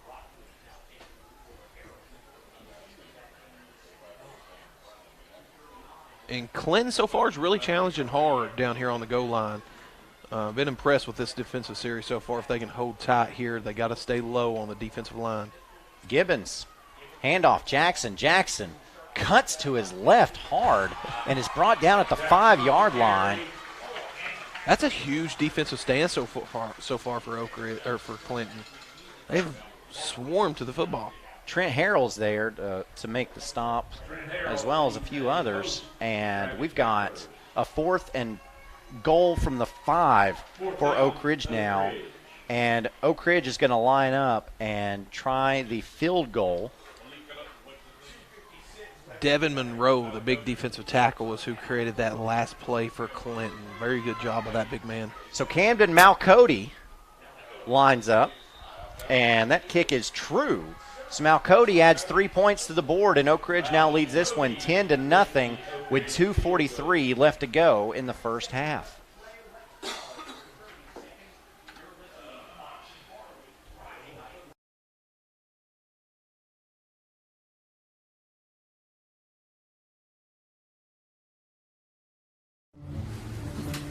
You won this year's chili cook-off. Our girls played in the softball finals last spring. You're not just another policyholder to us. We remember your name. Hi, Cheryl. He remembered my name. Because it's your name. That's simple human sense. Ask Griffin Insurance Agency in Kingston if auto owners make sense for you. Jeff, Mary, Dan, Sarah.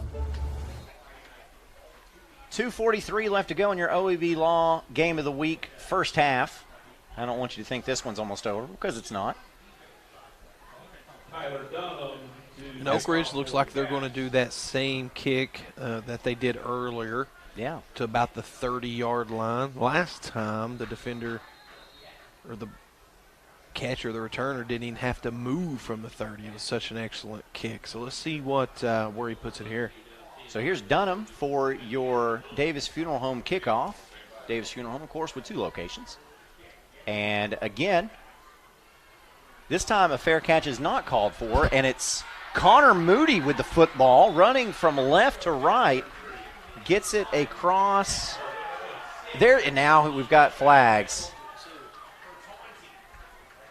We've got some extracurriculars. Boy, these players, this is a heated game. Oh, yeah. This is one of the best rivalries. Used to be, of course, with 2 locations. Back in the day and in East Tennessee.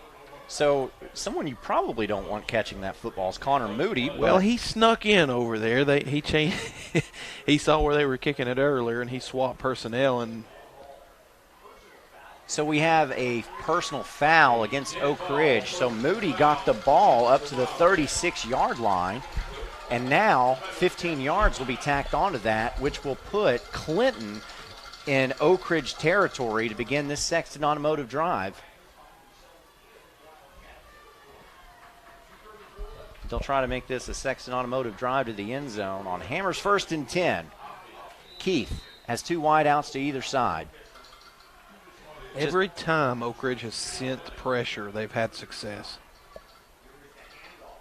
Handoff goes up the middle.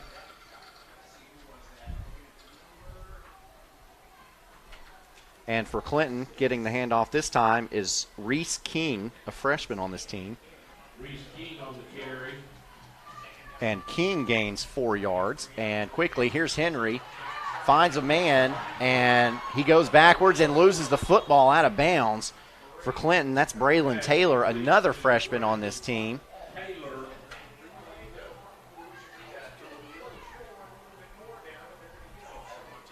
How hard is it for a freshman to run a hurry-up offense? Extremely, but they have designed this, NASCAR is what I call it, to be a little more simpler so that these freshmen can communicate easier. A loss on the play. Here's Keith. Passes too high for his intended target. That time looked like he was going for Lucas.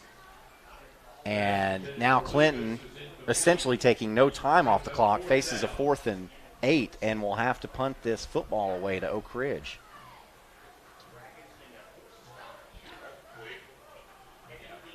And that's one of the issues with a hurry-up offense is now you give Oak Ridge an opportunity to run their version of the 2-minute offense. And I can tell you Joe Gaddis is a master of time of possession. And we've got another flag on the play. Boy, this one's been sloppy.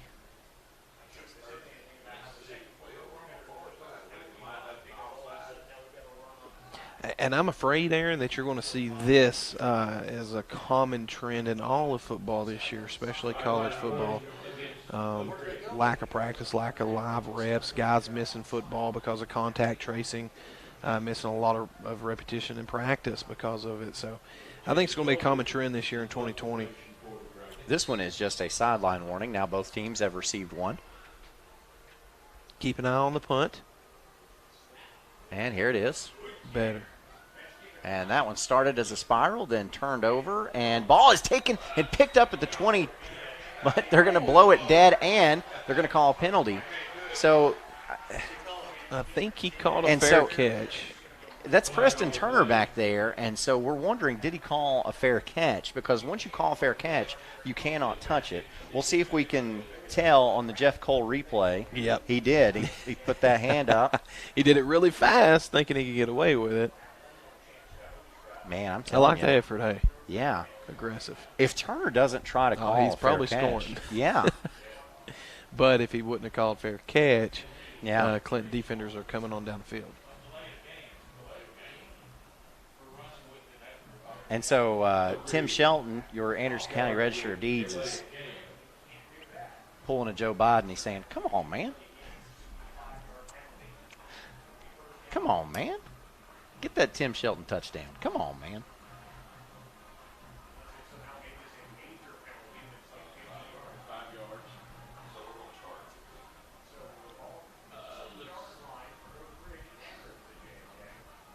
So essentially what you end up with is a delay of game penalty with Turner trying to run the football after calling a fair catch. And Oak Ridge will start the Sexton Automotive drive from about the 15-yard line. Jackson. Good hurl over the Clinton defensive lineman. He is so athletic. This is Jeff Cole replay. Yeah. Gracious. Clock continues to run, under 140 left to play in this first half. Here is a quick pass complete over the middle, and that's complete to Jalen Hayward. And we've got another flag on the play, and this one around the original line of scrimmage along the sidelines, which is where most of the penalty flags have been thrown tonight. Whew. Well, I'll tell you, it's been sloppy, but I'll tell you, what a great catch by Jalen Hayward, the 12th grader. 5'5", 140. Watch him. Boom. Right in the hands, and there is no making him drop that. 5'5", 140 pounds. What's that route called? Which one? Just a quick slant route, looked like. He ran 3 yards and then cut towards the inside, just a little slant. Yep. And you never can go wrong with slants with speedsters like that. They can create so much separation so fast, and it's a go-to. But Oak Ridge picks up the penalty, and so now you've got a 2nd and 13. Here's Gibbons. Toss and catch out to about the 15-yard line. Quickly tackled. And that one goes to Hayward, the freshman again, and a pickup of, let's say 6 yards will bring up 3rd and 7. Under a minute left to play, as now we've got about 45 seconds. 3rd down, Oak Ridge.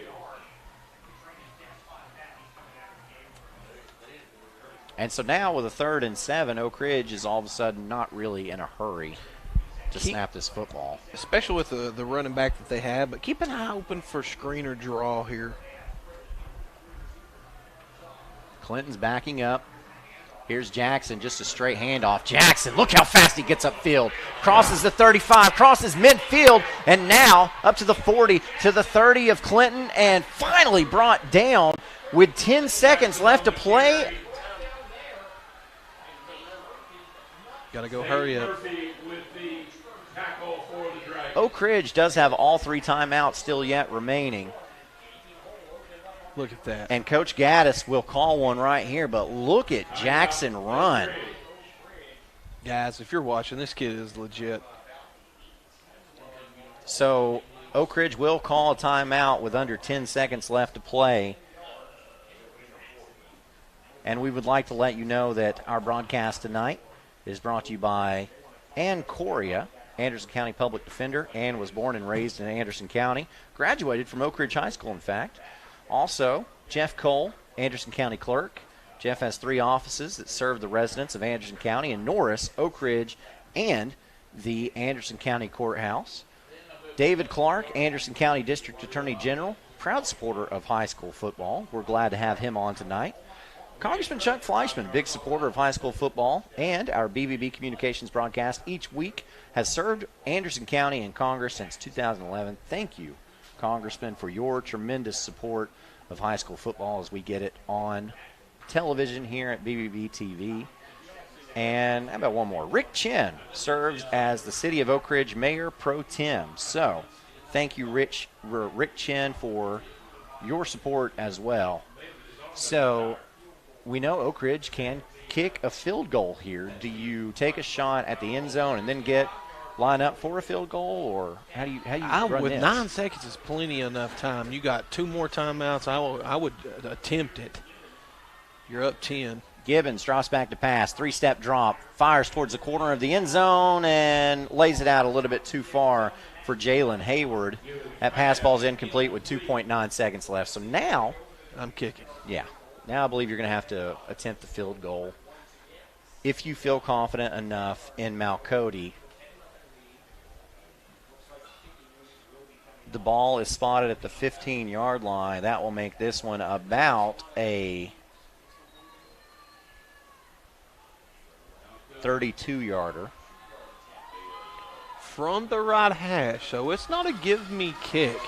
But I tell you, Aaron, year in, year out, Oak Ridge focuses on special teams. They call it football for a reason. Camden Malcody, there's the set. The kick is on the way, and it is short. It is just short, and that is how the first half will come to a close. The Clinton Dragons have been dominated in this series, playing with a lot of fire in their belly tonight. Trails this one 10-0, and Clinton will get the football to start the second half in your OEB Law Game of the Week.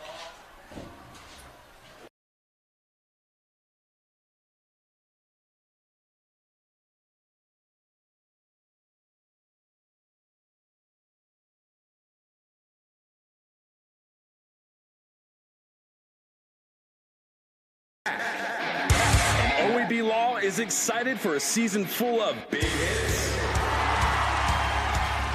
perfect plays, and those nail-biting near misses.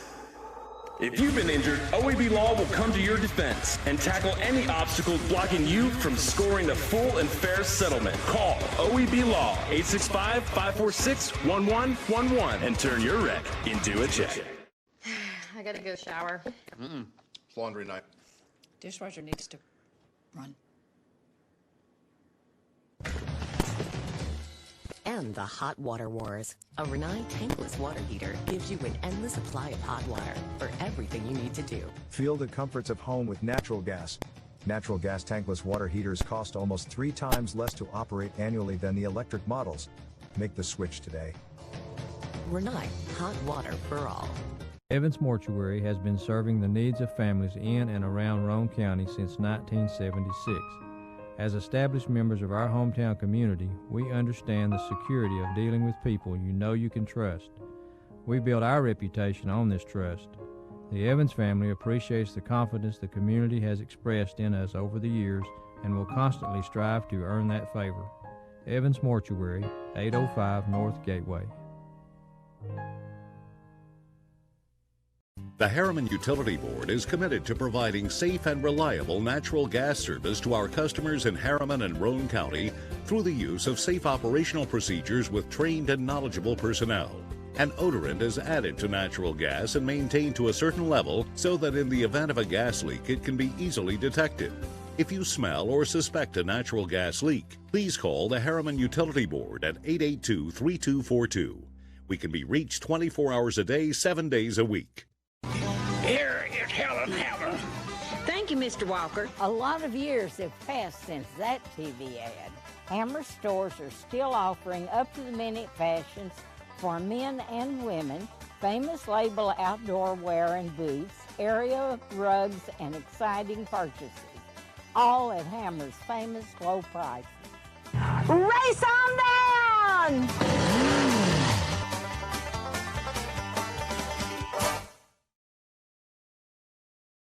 Presents Techno's 2000s, featuring the music of Daft Punk.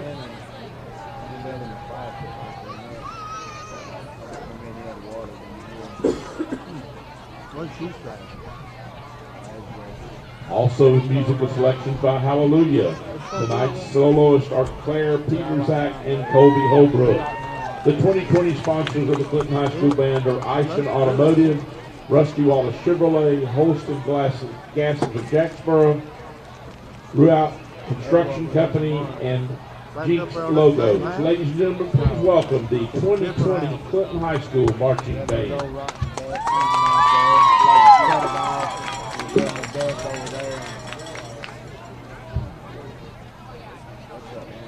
Who was working up there?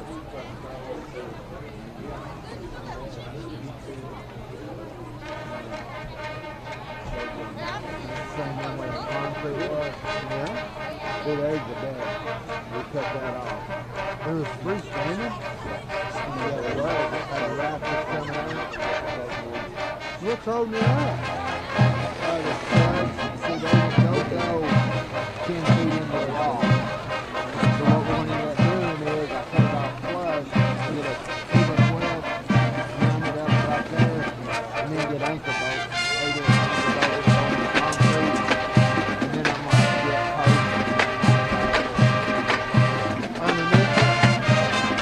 There's no way to do it.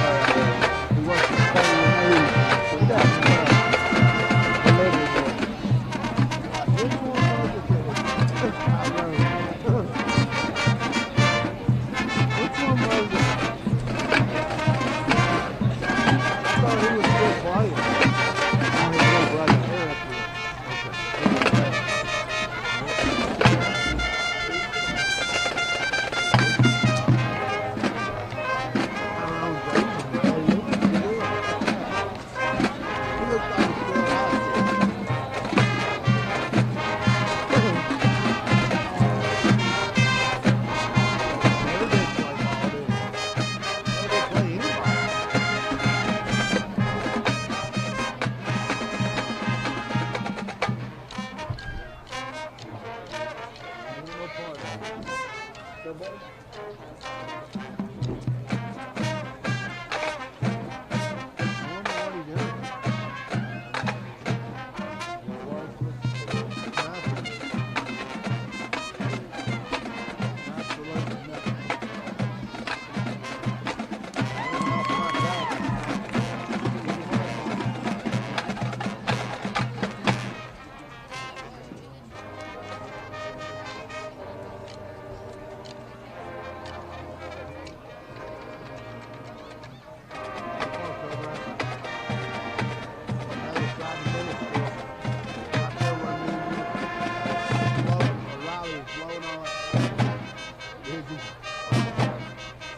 They've got a whole parking lot across this road over there.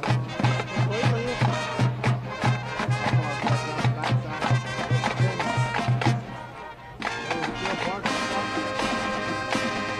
There was nobody parked over there. But I almost went over there, but I was almost ready for it. There was parking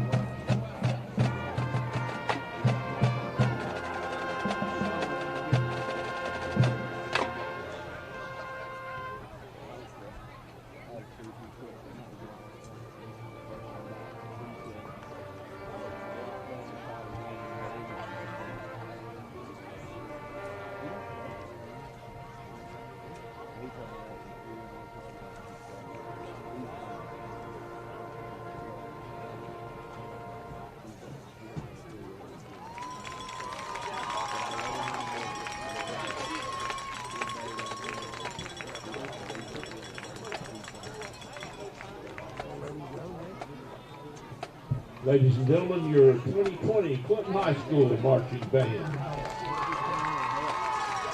Hi, I'm Ray Varner, and we've got the vehicles you need to make the most of this season. Whether you're exploring the great outdoors or cheering on your favorite team, let's take your fall to the next level. In a 2017 F-150 Crew Cab XLT 4x4, $38,990. 2020 Ford Escape Titanium All-Wheel Drive, $29,990. 2017 Subaru Outback Limited, $23,899. At Ray Varner Ford in Clinton, we are your East Tennessee Ford dealership. Come and see us today. Shop RayVarnerFord.com. You've dreamed about the perfect house, a place to call your own, and a place to not only stretch out, but to grow. Auto Owners protects your house because to you, it's home. That's simple human sense. Ask Griffin Insurance Agency in Kingston if auto owners make sense for you. Happy to help, man. I was just over there talking to myself anyway. 1952. That's the year Hammers opened the first store in East Tennessee. Now there are 5 stores and there's always something new. Like in Hammers' popular ladies boutique department, you'll find the lowest price possible on new arrivals every week. Find similar deals in the men's department and the expanded rug department. Plus, special purchases always offer surprise savings. You never know what you'll find next at Hammers. Make this spring all about enjoying the experience. When you ride on your new Ferris commercial mower featuring patented suspension technology, you'll have more than freshly manicured grass. You'll experience productivity and comfort like never before. And because you won't be slowing down for those rough spots, you'll mow more lawn in less time. Ferris, experience suspension. XL Bowman & Sons, 524 North Front Street in Rockwood.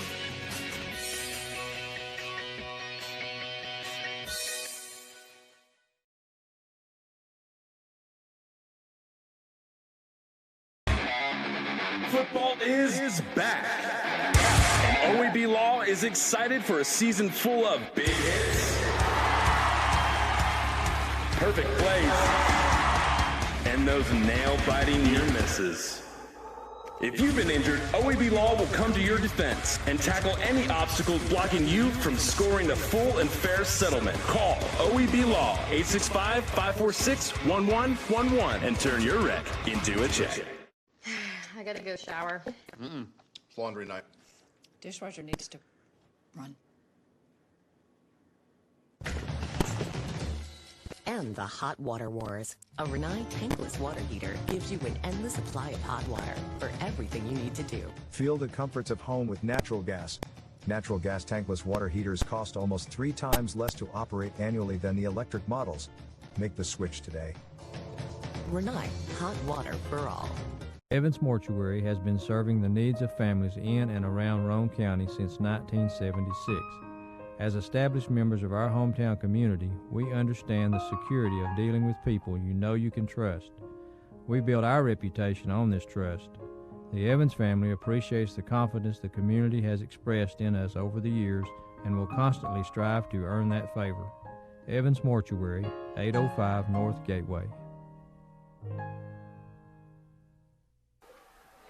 It is halftime in your OEB Law Game of the Week as Oak Ridge leads over Clinton by a score of 10-0.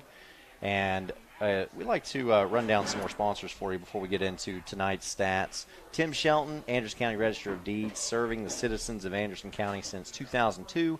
Jeff Cole, Anderson County Clerk. Jeff has 3 offices that serve the residents of Anderson County and Norris, Oak Ridge, and the Anderson County Courthouse.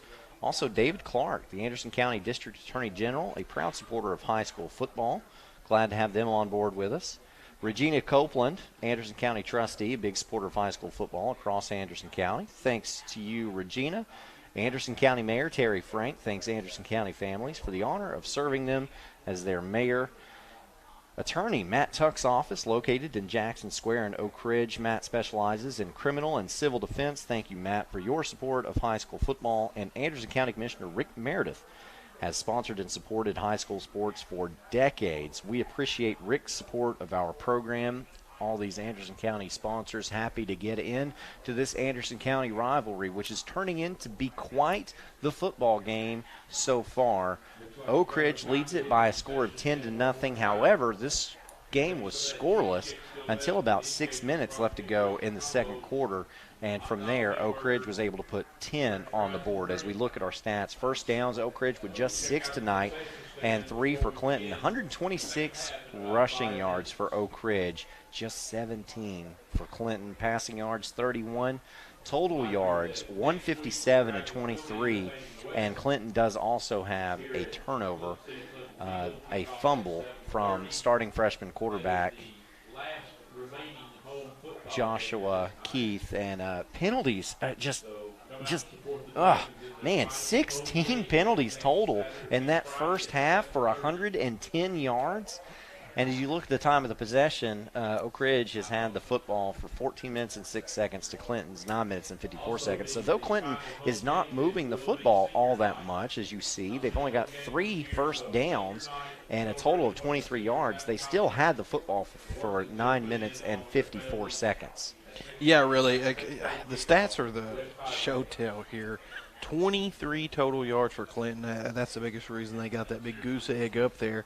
But field position, that whole first half, Oak Ridge had dominating field position and really should be winning more than 10 points.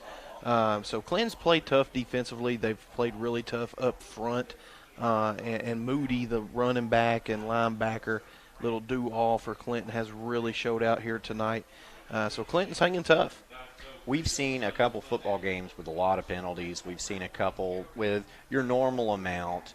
And we saw a football game last week where you had a couple teams that played a pretty clean football game as far as penalties go.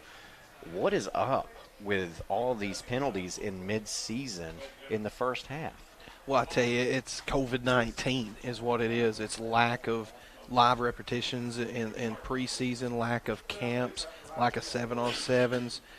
Just general play, guys getting together in a weight room. Everything's limited by numbers. So 2020 is a weird year, and look for that to continue on into SEC football play, on into the playoffs. So you'll see that more and more and more. We've seen it all year long. It's been a common trend so far. Now, you do have some scores of interest that you've looked up for us. What do you have for us? Anderson County 34, Jefferson County 7 at the half. Rockwood 20, Harriman 2 at the half. Kingston 14, Stone Memorial 6 at the half. Maryville 14, Farragut 3 at the half. Cloudon 28, Sunbright 0. All right. Could you give me that Harriman score again? Harriman 2, Rockwood 20. All right. I thought you were going to say it the other way, and then I was going to make a joke and say Rockwood 20, Harriman 2, what? But whatever. Anyway. So what have you see in the first half that stands out to you? Just a lot of emotions riding high, players in each other's faces. It's a good classic high school football rivalry, but sloppy football from top to bottom. And that goes as far as even saying a little sloppiness from the coaching staffs as well, getting plays in, several delayed games. So emotions are riding high, and you've got a lot of early mistakes and, all the hamperings of COVID-19 that we've talked about multiple times here tonight. So look for these Oak Ridge athletes to really start taking over here in the second half, and Clinton to continue to try to get something going offensively. It's been a challenge so far for them to get anything rolling offensively. The young freshman quarterback is doing the best that he can right now with the limited knowledge that he has. It's just not a lot of guys open, not a lot of guys comfortable offensively here tonight. But defensively, Clinton has played a pretty good, sound football game so far. So Clinton was expected to come in with a senior running back, Eli Deshome. Did start the season, but he was really expected to lead out of the backfield for this team, and they don't have him. And you've also got a first-year head coach here at Clinton trying to install his system, his way of doing things. I'll tell you what, with my opinion, and you may disagree with this, but Clinton doesn't look like it has a first-year head coach right now. These Dragons, although they're not winning right now, they're playing really tough, and it seems like they're playing for a coach that, has been there for a couple of years. Well, how many freshmen have we named tonight for Clinton? So, I mean, they're very young. He's playing a lot of younger players to build for the future.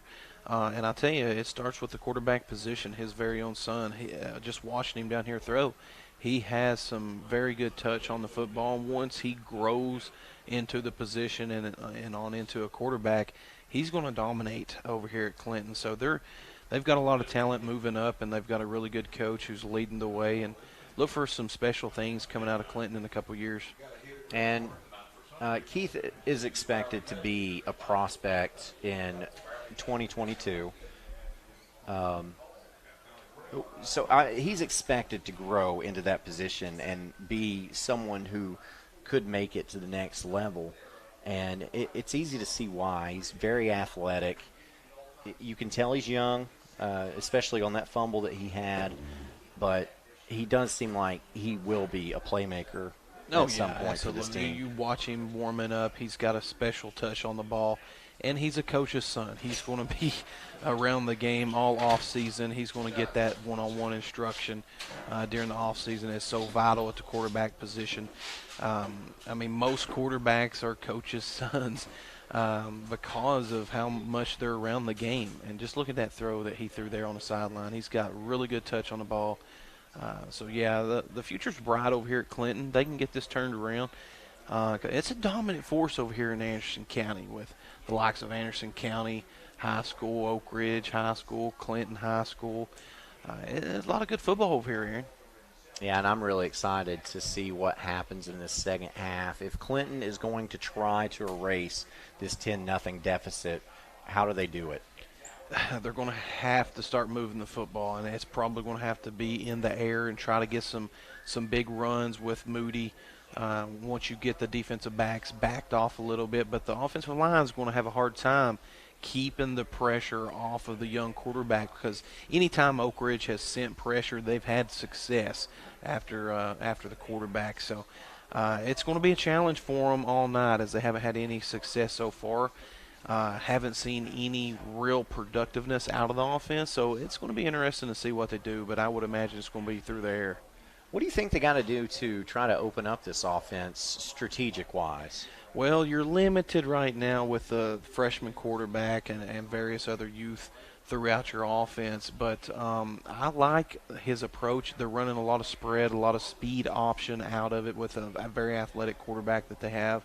It's just, it's a new system, so you can tell the players aren't totally comfortable with it yet, because it's a total change from what they were doing from before. They were running triple option 24/7.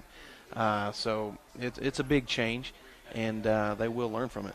And you saw in that replay, that play right there resulted with Kendall Jackson going out of bounds and Wesley Phillips holding on to him for Clinton until Jackson went into a wall. That resulted in a lot of talk from the officials, and we ended up with 2 personal fouls and unsportsmanlike conduct penalty.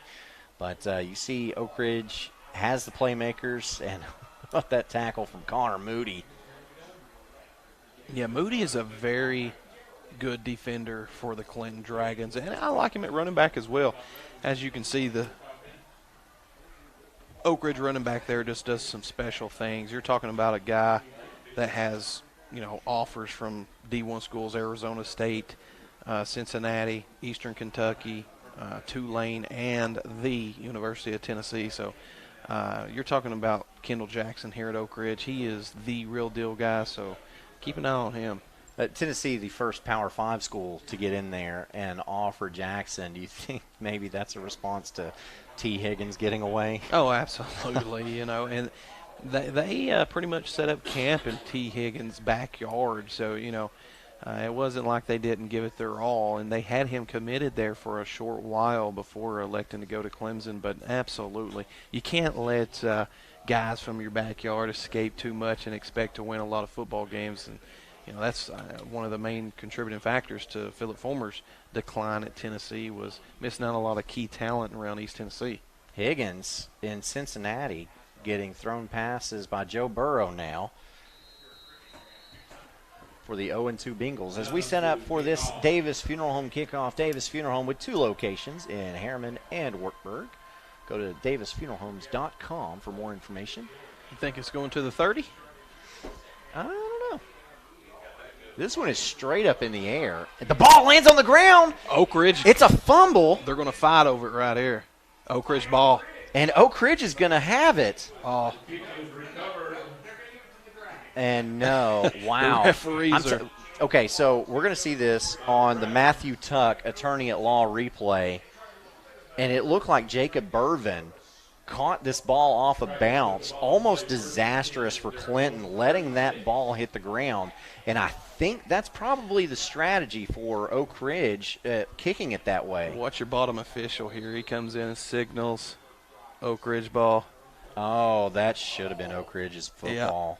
Yeah. Look at that. Connor Moody. It looks like the line judge overrode him because he supposedly had a better view, but that play was big dead break when for Clinton. Connor Moody with a heady play to take that away. Now you got 3 wide receivers for Clinton on Hammers 1st and 10 to begin this Sexton Automotive drive. Tosses it down. That pass is incomplete. Hit the ground. His intended target that time, I'm trying to see the number there. It looked like Brandon Hollyfield.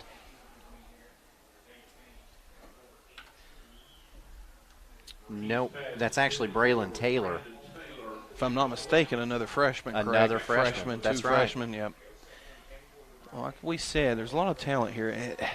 You know, he's just 1 or 2 more bench presses for making that completion there.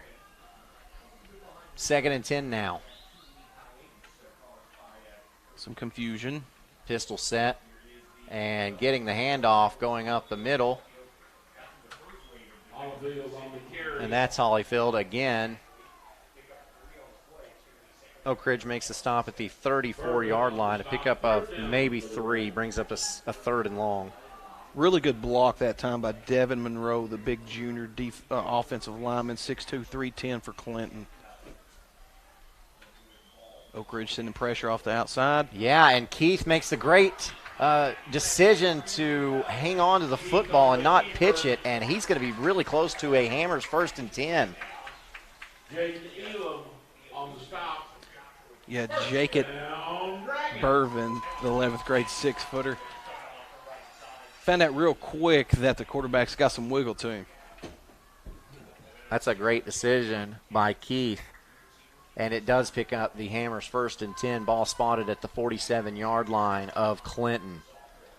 And again, 2 wideouts to either side. Keith fakes the handoff, keeps it, and slips down. And he's cleaned up by Trey Rowe coming off the defensive end.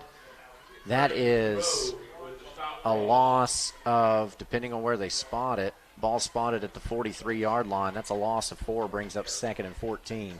Yeah, he tried to plant with that inside foot. Again, that's a freshman mistake. You have got to plant with that outside foot, especially on a wet field. If you plant with that inside foot, you're bound to slip 90-something% of the time. So just a learning mistake. He'll watch the game film here, and he will be a better quarterback moving forward.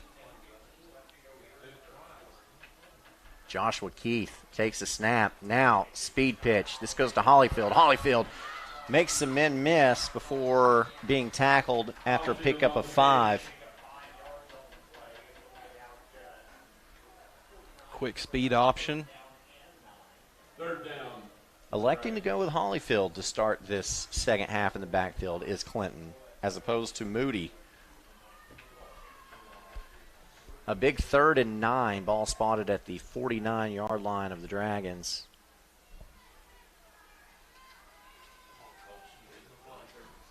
Keith gets the play from the sidelines. 3 wideouts to the left side of the field. And here is Keith under pressure, has to step up in the pocket, gets away, and is brought down at the 45-yard line. Again, that's just a young high school quarterback there. Years to come, you'd like to see him throw that ball away. Don't take a big loss or an unnecessary fumble. But overall, very talented player. Now keep an eye on the snap and the punt. It's been a weak spot of the Clinton team so far.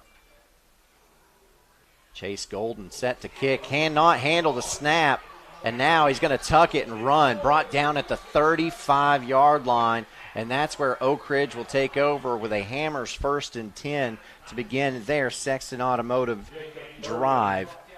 And Jacob Burvin able to get the tackle in the backfield. Looked like he may have still had room to punt that football away if he would have immediately done it, but instead decided to tuck and run. And Burvin puts him on his bottom. Very big mistake for the Clinton Dragons, giving Oak Ridge a big opportunity here. Gibbons pitches out to Jackson. Jackson going up the left sideline. Whew. Yeah, Clinton is fixing to get a heavy dose of Mr. Jackson.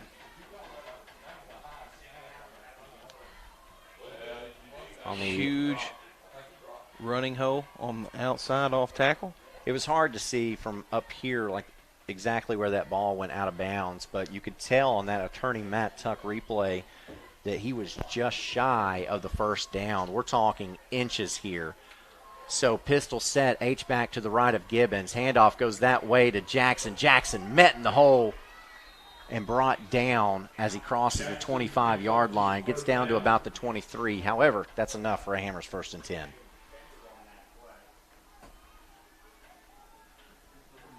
And Jackson was met, it looked like maybe behind the line of scrimmage, but Jackson able to keep those legs churning to pick up about 3 yards.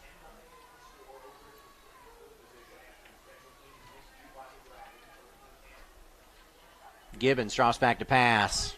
Fade route, goes to the end zone. That pass falls incomplete, trying to get Jonathan Stewart that time. Pass falls incomplete. They had the matchup they liked, but really good coverage by the defender. Bumped into him a little bit here, and I heard some Oak Ridge fans wanting a flag on it, but it wasn't needed. On the coverage there for Clinton was Redavin Truss. Do you think that was that was good defense? Yeah, that was good defense. It wasn't a penalty wasn't called, so I would definitely call that good defense. Gibbons, quick pitch to the right, goes to Jackson. Jackson cuts back to the middle of the field. He's going to keep going and stopped at the 1. He had a lead blocker that wasn't trying to block. Ooh, I tell you, that's a missed opportunity. That should have been a touchdown. You see this? You'll see this on the attorney Matt Tuck replay. Jackson, look at that. That's Cordero Patterson like. Cuts it back to the middle, and then look. He's saying, "Come on, I got you." And he misses his block. No, you don't. You don't have him, Jonathan Stewart. Yeah, he'll see that on the pitch out to the right, goes to Jackson. Jackson fighting, like trying to get into the end zone. On this Hammers 1st and goal. Really good job defensively by Clinton there. Stuff in the middle, not allowing him to punch that in. Caught by the center of the Dragon line. Really good job there. Yeah, Jackson unable to get in, so we'll have a 2nd and goal from the 1-yard line. Gibbons typically operates out of a shotgun or pistol formation, so handoff Jackson. No, he faked it and did a quarterback dive. And Gibbons gets into the end zone. It is a Tim Shelton touchdown. Tim Shelton is your Anderson County Register of Deeds. And Oak Ridge puts 6 more up. And now the score is 16-0 pending a point after attempt. Big number 66, Robert Hill, the 6'5", 290-pound senior offensive lineman. Did a really good job that time getting a very strong block on the Clinton defender. So Camden Malcody stepped up to attempt that extra point, and Clinton jumped off sides. So they'll move the football half the distance to the goal. And Malcody will line up and try again. Malcody once again for the point after attempt. That kick is up, and it is true. So now Oak Ridge leads it 17-0 with 6:23 left to go in the third quarter here at Clinton City Field. Football is back. And OEB Law is excited for a season full of big hits, perfect plays, and those nail-biting near misses. If you've been injured, OEB Law will come to your defense and tackle any obstacles blocking you from scoring a full and fair settlement. Call OEB Law 865-546-1111 and turn your wreck into a check. I gotta go shower. Back to our OEB Law Game of the Week as we get set for a Davis Funeral Home kickoff. The Wildcats lead in this Anderson County rivalry 17-0.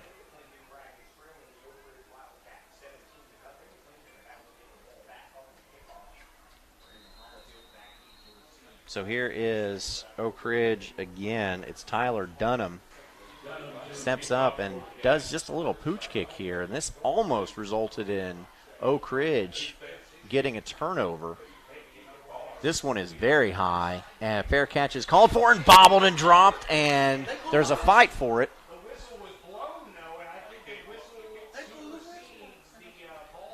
They had an invert whistle. That's very unfortunate. Who came up with the fumble? Who came up with the football? Looks as if it was Clinton. Ooh. All right, so, yeah. A fair catch is called for and not made, but the whistle blew. Number 15 looks like he came up with it from Clinton. Very, very fortunate for Clinton. Lucky break. So this Sexton Automotive drive begins at the 32-yard line. As here's Keith. Handoff goes up the middle. And this is Hollyfield again. And there's a flag on the play.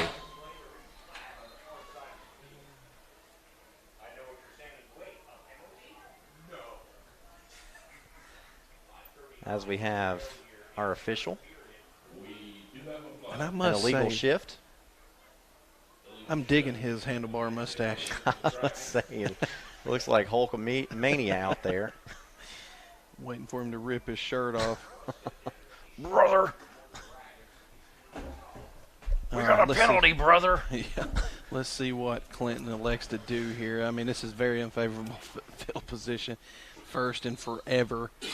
You haven't had a lot of success with plays down the field, so you're going to be counting on a lot of speed options. Joshua Keith takes a snap and then quickly gets it out to a wide receiver, and a yard or two picked up on that one. And pass is complete to Braylon Taylor. Braylon Taylor on the reception for Keith. No flags on the play. They're not going to give him anything, so we'll have a 2nd and 15. Easy pitch and catch, build the confidence of the quarterback, have a little bit of success, maybe it'll spread.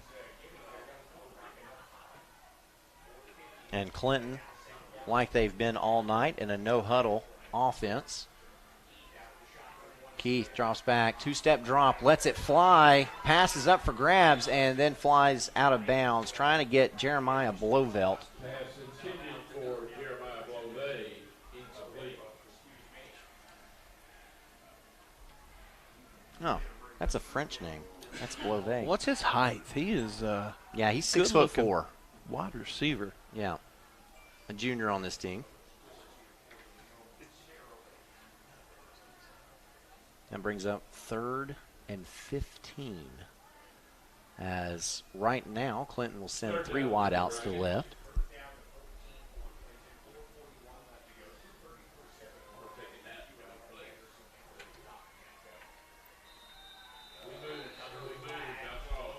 I'm not even going to say it. You know what's going on. Dead ball, false start on Clinton. Backs dragging up 5 more yards. Yeah, I'd like to revisit the comment that she said they ain't playing like a team that with a new head football coach, because they are definitely doing that now. Second half's been a whole new ball game. Yeah, it's not going well. No, it isn't. 3rd and forever. 10 seconds on the play clock. Keith gets the play, gets the snap, drops out, and BAM! Yep. If you're going to throw to your check down, you have got to get rid of it quicker than that, because those linebackers see him squeaking out of the backfield, and they're going to go head hunting there in that situation. I believe that was Reese King, and he got blasted.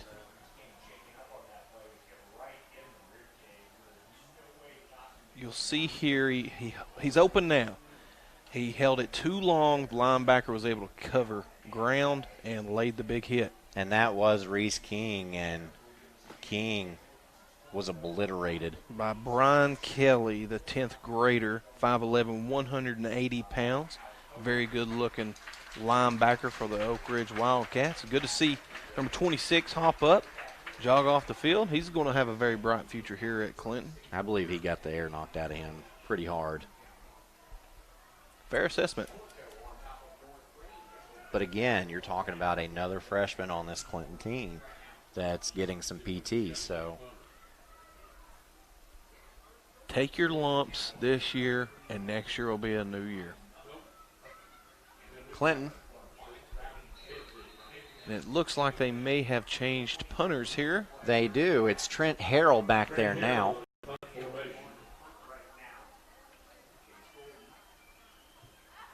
And this punt is away, a wobbly spiral. And having to run back and catch it is Preston Turner, but Turner does, and he's got an opportunity for a return here. Gets it to the 30, now up to the 20, and finally brought down inside the 15-yard line. And you're happy about that because Turner did not let that football touch the ground. Yeah, that's a big pet peeve of mine and any coach, really, if you see returner not catch the ball in the air. He did a lot better job holding on to the football and getting a good punt. It was just a little lower, which unfortunately for Clinton gave Preston Turner a heck of a return there. Good job catching the ball, not letting it go over his head and roll forever. Good job, heads-up play. Turner, a senior on this team, knows what to do with the ball in his hands. And Jackson is stuffed as this Sexton Automotive drive begins with already Oak Ridge inside the red zone. So big Hammers 1st and 10 stop there for Clinton.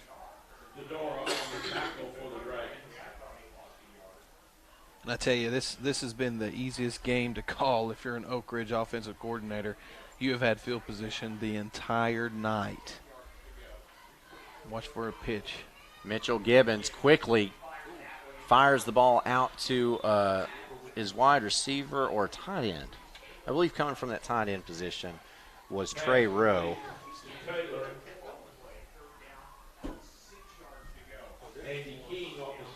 Actually, that was Jabrice Taylor.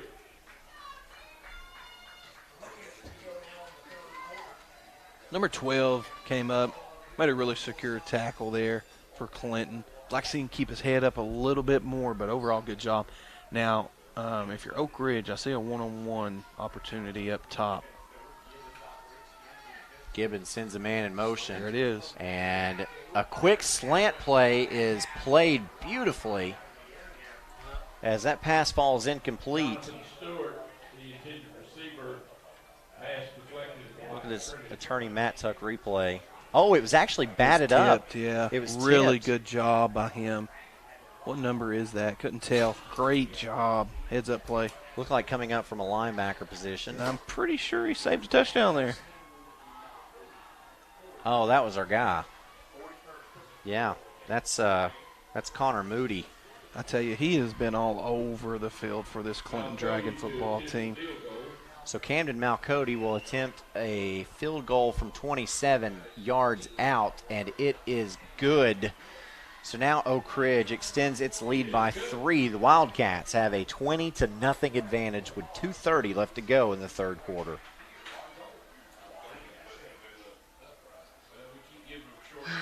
I gotta go shower. It's laundry night. Dishwasher needs to run. And the hot water wars. A Renai tankless water heater gives you an endless supply of hot water for everything you need to do. Feel the comforts of home with natural gas. Natural gas tankless water heaters cost almost 3 times less to operate annually than the electric models. Make the switch today. Renai, hot water for all. Welcome back to your OEB Law Game of the Week. Camden Malcody punches one in with his leg to put 3 more points up on the board for Oak Ridge. And now we await a Davis Funeral Homes kickoff. And I tell you, number 31 for Clinton had better catch this football if they kick it to him. Tyler Dunham has handled place-kicking duties all night for this Oak Ridge Wildcat team. Just takes 2 steps and kicks it directly straight up into the air. Should be aiming for the 30-yard line to the 40-yard line again. There it is. Excellent kick again. Beautiful. And that is dropped, and this time it is recovered, but you cannot advance. You cannot advance a muffed kick.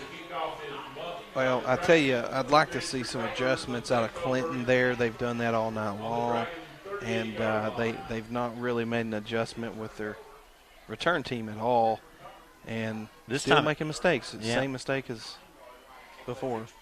This time it was Rodaven Truss. Looked like it hit him right in the face mask. And so this Sexton Automotive drive will begin at the Clinton 39-yard line for Oak Ridge. That is the 3rd kickoff in a row that was not handled cleanly by Clinton.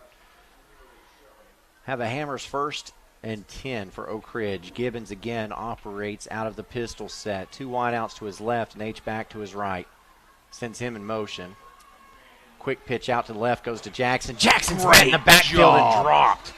Looks like number 20 for Clinton flying in there, making a great tackle. Sold his body to make a play. And that is Cole Todora. As we see on the attorney Matt Tuck replay, wow. That's called wanting it. That's called wanting it more. That's excellent.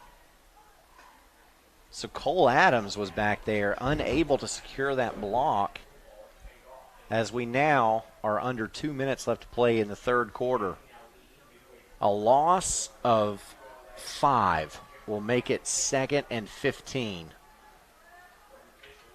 Gibbons, high snap, but secures it. Now goes deep, and no one was home. Trying to hit Jonathan Stewart there, but there might have been miscommunication, and now we've got a flag, and I think it might have been for taunting. And if that is for taunting, and that is on Clinton, that is a really, really dumb penalty, because there would have been a 1st and 10. However, I don't know.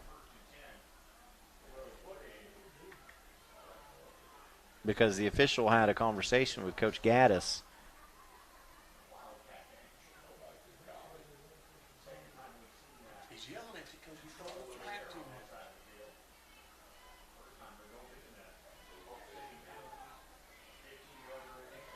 We have an unsportsmanlike conduct on Clinton. And that is a 15-yard penalty, and that will be enough for a Hammers 1st and 10. So Oak Ridge was going to have a 3rd and long.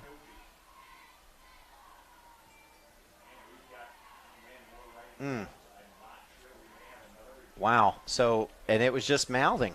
That's all it was. It looked like there was some talk on the Oak Ridge bench, and it looked like Rodaven Truss responded to that talk, and he was right beside the official, and the official threw a flag. But, if you're going to talk, make sure that you catch the ball.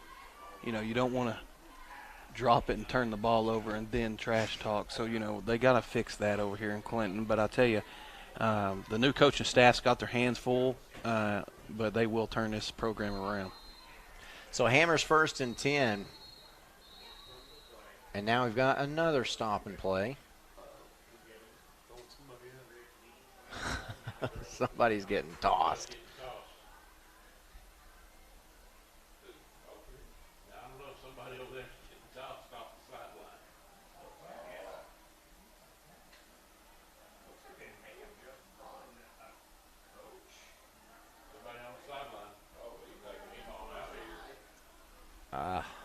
It's hard to tell what's going on.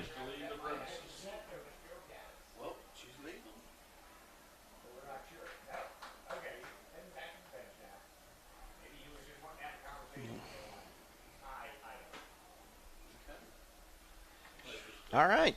So I believe we had a fan thrown out.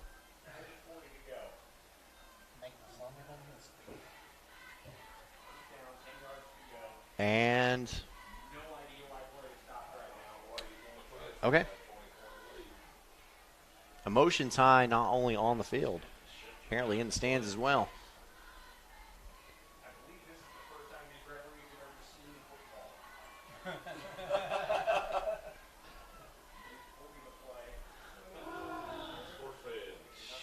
And now we've got another stop and play as the officials are writing in a booklet. Yeah, anytime you remove somebody from the game, you have to take some pretty good notes because there's going to be a bunch of reports coming. And I do not envy the job that these referees have with all the emotions of today's world and everything else that's going on. It's a hard enough job as is. So it's easy to set up here with replay and the eye of the eagle up here to be able to see what they're missing at all times. But if anybody feels like they can do it better, I tell you, there's plenty of applications and a big need for referees if you're out there listening and needing a part-time job, because these guys have a hard job and a thankless job, and it's a very important part of this game, and we need referees.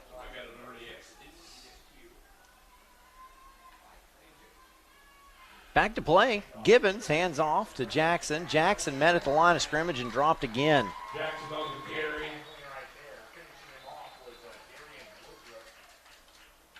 Woodruff with the Dragon tacklers.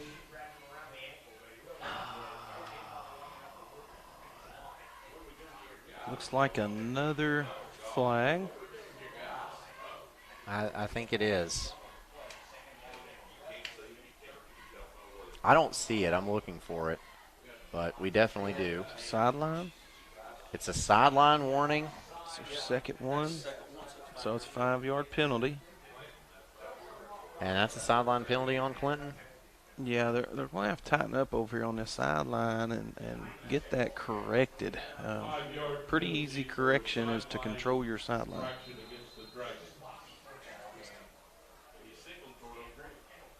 Really good job that time by the Clinton defenders swarming to the football and keeping number 1 Kendall Jackson from breaking something there.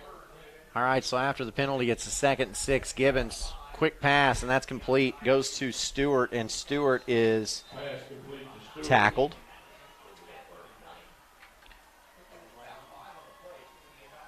Got to wrap up over there at the cornerback position.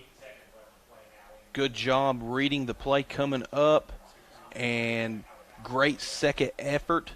His knees never touched. Kept driving forward to pick up the first down. Hammers first and 10. Ball is spotted inside the 20. We'll give him the 17. Gibbons again in the pistol set. 2 wideouts to the far side. Now a man sends a motion, gets the handoff. That is for Oak Ridge. Looks like Jalen Hayward. And Hayward is dropped after a short pickup. Clinton linebackers doing a really good job flowing to the football again. It is a pickup of 1, brings up 2nd and 9. As Oak Ridge has entered the red zone again. Under 30 seconds left to play in this third quarter.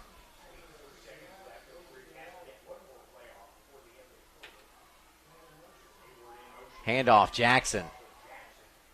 Jackson gets inside the 15, and the And the ball is stripped away. It was stripped, Moody. And Moody has it, and Clinton will take over with 8.5 seconds left to play in the third quarter. Coach about took him out, son. What a huge play by Connor Moody, and all of a sudden everyone is dead. They've been lulled to sleep because of these penalties, and now Heads some life. up play here by Moody. Watch him strip that ball. He's still gaining forward. Strips that ball, takes off. I'll be Heads honest, up play. I have no idea how he stripped that football out. It didn't look like he had. Watch and now the keep biggest watching. hit of the game so far right here. Oh! Yeah, I think Moody's saying, hold off on them cheeseburgers, Coach. All right, this Sexton Automotive drive starts with a Hammers 1st and 10. Ball is spotted at the 16-yard line. Keith drops back to pass, lets it fly across the middle. It's it is caught. That is and then it's caught. What a reception by an outstanding young freshman wide receiver. And we have Braylon Taylor, another and we penalty. have another flag. Great throw, great heads-up play to secure that catch. And it was tipped. It was tipped by Jacob Bervin. They're going to give him that catch. They should give it to him. It might have touched the ground. I don't care. It was a great effort. They should give it to him. Unsportsmanlike conduct, and this one is going against Oak Ridge. So after that big pickup from Clinton, another 15 yards will be tacked on to it. And we'll have 2.3 seconds left to play in the third quarter in a game that feels like it's been going on since the Bush administration.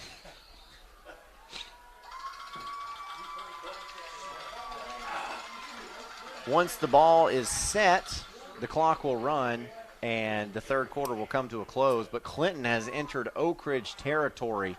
The ball is spotted at the Wildcat 38-yard line. And that's how the third quarter will come to a close. So Clinton, down 3 scores, has new life and some momentum to begin the final quarter of this game in our OEB Law Game of the Week.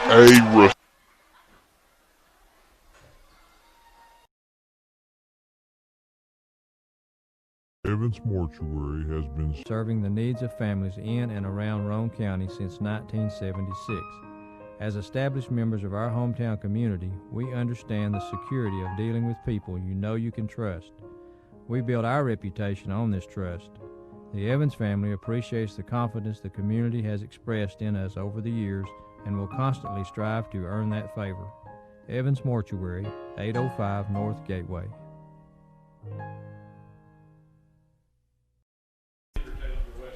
And welcome back into the OEB Law Game of the Week. We want to say thank you to Anderson County Mayor Terry Frank, and he wants to say thank you to Anderson County families for the honor of serving them as their mayor. Also, Ann Coria, Anderson County Public Defender. Oh, my goodness. I said Ann Frank, didn't I? So, Terry Frank, Anderson County Mayor. Gracious. I don't know. It's been one of those nights. Sorry about that, Mayor Terry Frank. She thanks all of Anderson County families for the honor of serving them as mayor as Clinton starts this this Sexton Automotive drive from the 48. Here it is, Hammers 1st and 10, and Keith takes off, and he's tackled for a loss of 2 at midfield. Getting him is Brian Kelly. I guarantee you that quarterback coach that was just whispering in his ear was telling him, throw the ball away. You don't want to take a loss there. You don't want to see your quarterback scrambling outside like that. Potential turnovers and various other things. So pretty good learning experience this ball game is going to be. A heck of a first start for him, correct, against Oak Ridge. So it's a big testament.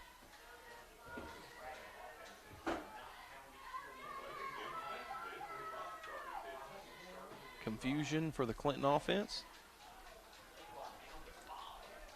Play clock down to 3.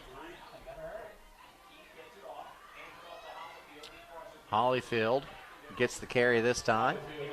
Gets up to about the original line of scrimmage and Clinton will be in a 3rd and long situation. Got a score update. Anderson County 48, Jefferson County 7.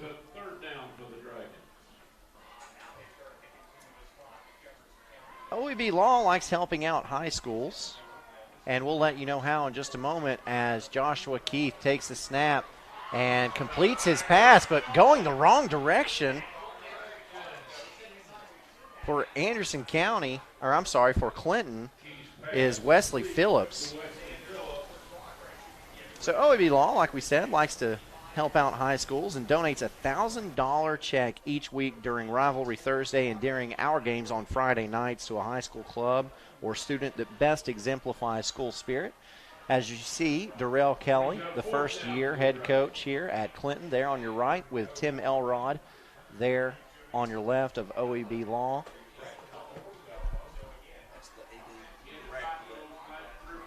And also the Clinton athletic director as well. And now Clinton will be in punt formation, unable to convert that 3rd down. And here's a punt. It's a long one. Bounces and dies at the 17-yard line, and it just died. Another score of interest. Midway 20, Tellico Plain 6. In the 3rd. Roane County, Kingston 21, Stone Memorial 28 in the 3rd quarter. Oh, wow. Big comeback for Stone Memorial.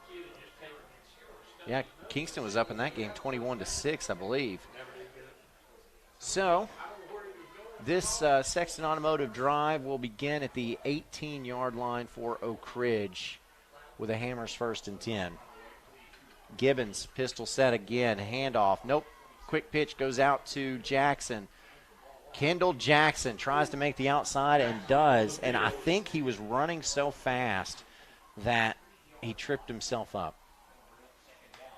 I don't know that his shoulder's hurting right now. Looks like a potential slight dislocation there. I hope not. We'll be keeping him in our prayers. Ooh, it might be. Yeah, far too familiar with that than I'd like to be. But does a good job on a little quick stiff arm. Ooh, he falls on that arm in that awkward position there, and that is not good. Late here in the 4th quarter, up 30-0, and you potentially lose your best player in this entire stadium tonight. Now Jabrice Taylor is in there at tailback, and Taylor is brought down with violence. And that time Trent Harrell gets him. Trent did a great job selling his body out to make the stop in the backfield. Very good job by the Clinton defense. A loss on the play will bring up 3rd and 6. 3rd down for the Wildcats.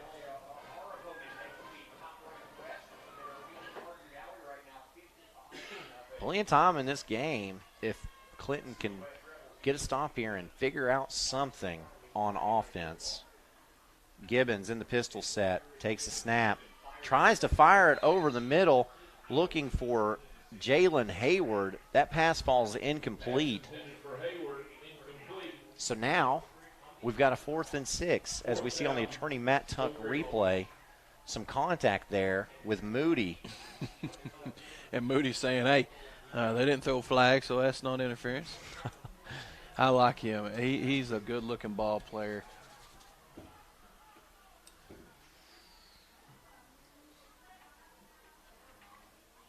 And now Oak Ridge again lining up with their 2 punters.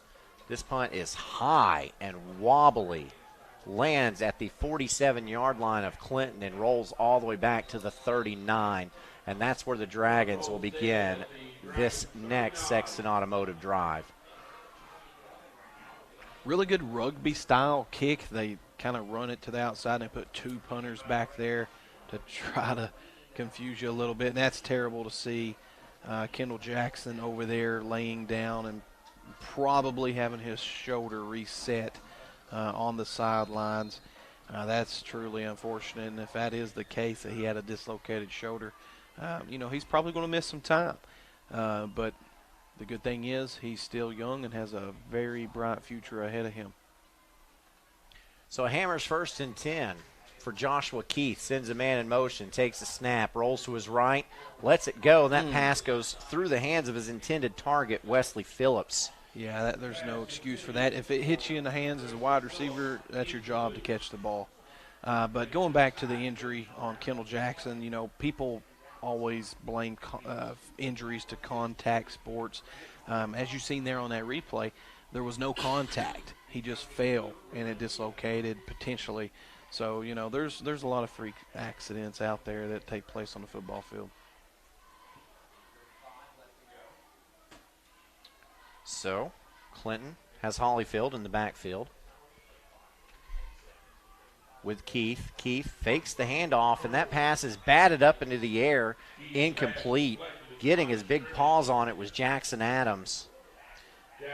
Yeah, the Oak Ridge defensive line is really able to get upfield and get their hands up because they realize the only thing that Clinton has been able to do offensively is throw short routes, little quick seam routes, and just getting the ball out of their hands as quickly as possible, and a basic running game. So Oak Ridge has stayed basic all night on their defense, sent pressure very few times, just sitting back and playing defense. 3rd and 10 here for Keith. Takes the snap. Oh, and slips and falls.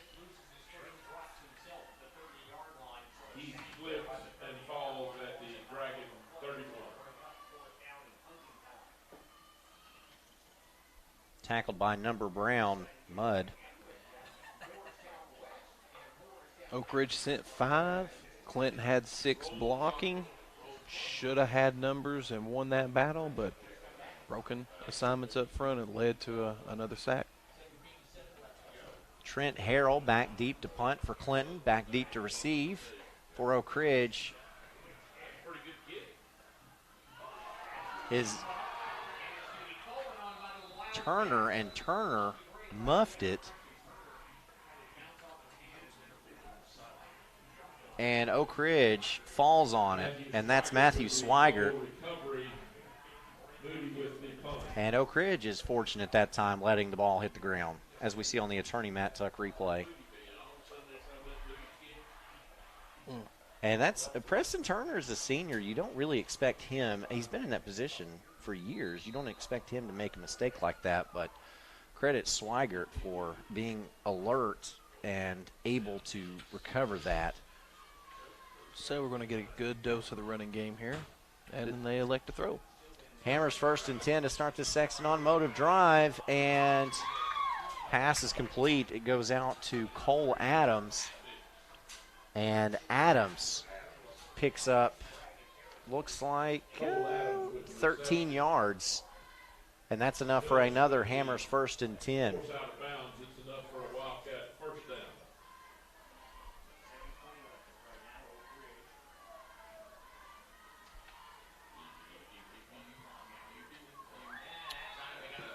And we're going to have a neutral zone infraction on Clinton. Yeah, as a defensive line coach, that's something that used to drive me insane. You're lined up on the line of scrimmage, and the football is literally right in front of your face. So watch it. Yeah. Do not move until it moves. Well, you say that, and jumping off sides that time was Gavin Bollinger, and he's the nose tackle. Yeah. So he's literally on top of the football. Yeah. No excuse. You do not keep your eye on the offensive lineman. Look at the ball. Gibbons fakes a handoff and throws it out. Somebody get the license plate number. That's Wesley Phillips. Wesley Phillips drops his for a loss.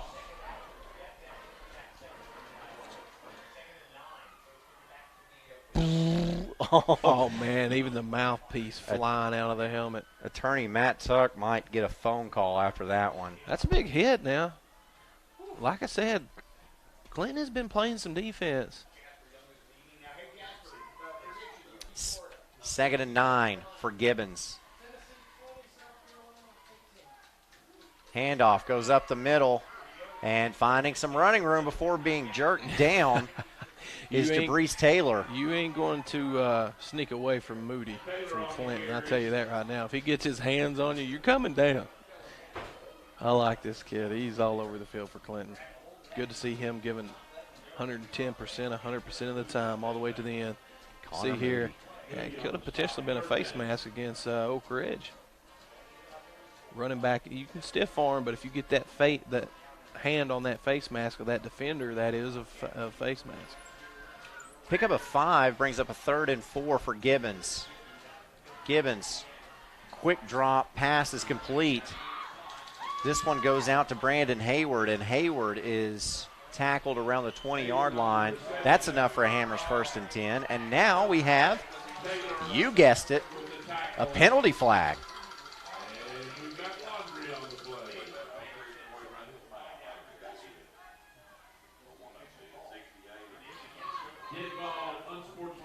That's unfortunate for Oak Ridge, but it looks like they're going to flag Brandon Hayward, the 9th grader, for signaling first down there. Gracious. Good move. Get upfield. Good catch. Good first down. All right, so let's back it on up here a little. Again. Dead ball and sportsmanlike conduct on Oak Ridge. But it's a dead ball foul. So it occurred after the play, and a first down was achieved. So you will have another Hammers 1st and 10. I believe we're sitting around like 23 to 24 penalties so far in this ball game, which is more than I think I've ever seen. That's a lot. Moody coming up field. And Taylor gets the pitch, and Taylor's brought down in the backfield for, a loss of about 6. We'll bring up 2nd and very long. Under 5 minutes left to play in this game. And Moody coming in off the edge there, making him bounce inside, made the play. Moody with the initial contact, then joined by a host of Dragons.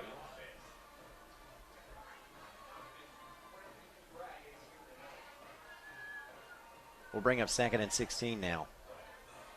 This is one of those games where I think both of these teams want to get out of here alive. Yes. Gibbons drops back to pass. Has a man there. That pass is complete on a slant pattern. And that's Brandon Hayward again. And Hayward picks up big yardage. And that's enough to move the chains. Brings up a Hammers 1st and 10. Again, Moody in on the tackle. Way down the field. First down, Oak Ridge. He's down at the 26-yard line. Yep. And the defensive, the cornerbacks for Clinton are going to have to, I know they're intimidated by the speed a little bit, but you're going to have to close the ground a little bit on that one-on-one coverage. Gibbons, pistol sent again. Goes upfield. And another pass is complete, and the ball's on the ground. Let's see who comes up with it. The fight is on. Been on the bottom of some of those piles. Looks like Oak Ridge. Big old offensive lineman coming up with it. That's Vinny West. He's a hoss now. Yeah, he's a senior and another one of those players that might have the opportunity to play on Saturdays. 6 foot 250, decent size. And that's Preston Turner. And, again, Moody in on the play again. And Turner puts it on the ground again. You don't expect to see that from Preston Turner.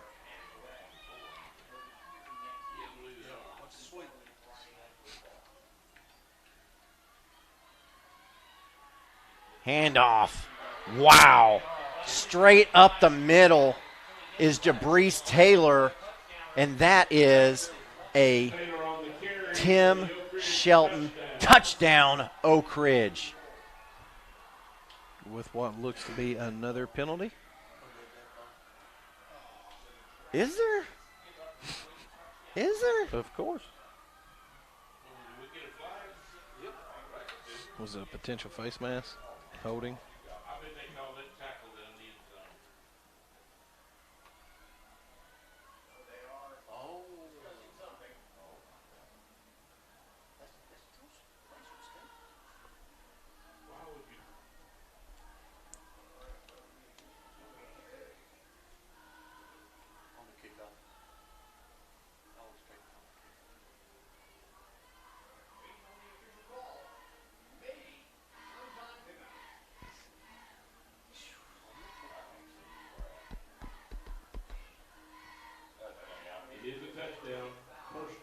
And then we've got a horse collar.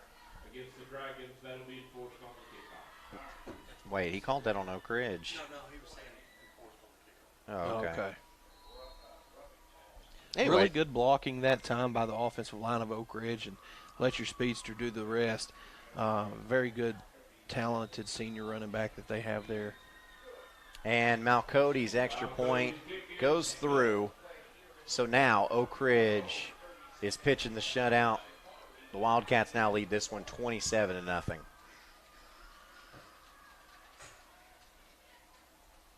Hi, I'm Ray Varner, and we've got the vehicles you need to make the most of this season. Whether you're exploring the great outdoors or cheering on your favorite team, let's take your fall to the next level. In a 2017 F-150 Crew Cab XLT 4x4, $38,990. 2020 Ford Escape Titanium All-Wheel Drive, $29,990. 2017 Subaru Outback Limited, $23,899. At Ray Varner Ford in Clinton, we are your East Tennessee Ford dealership. Come and see us today. Shop RayVarnerFord.com. Back at the OEB Law Game of the Week, as the officials mark off that horse collar penalty. That's a 15-yarder assessed on the kickoff.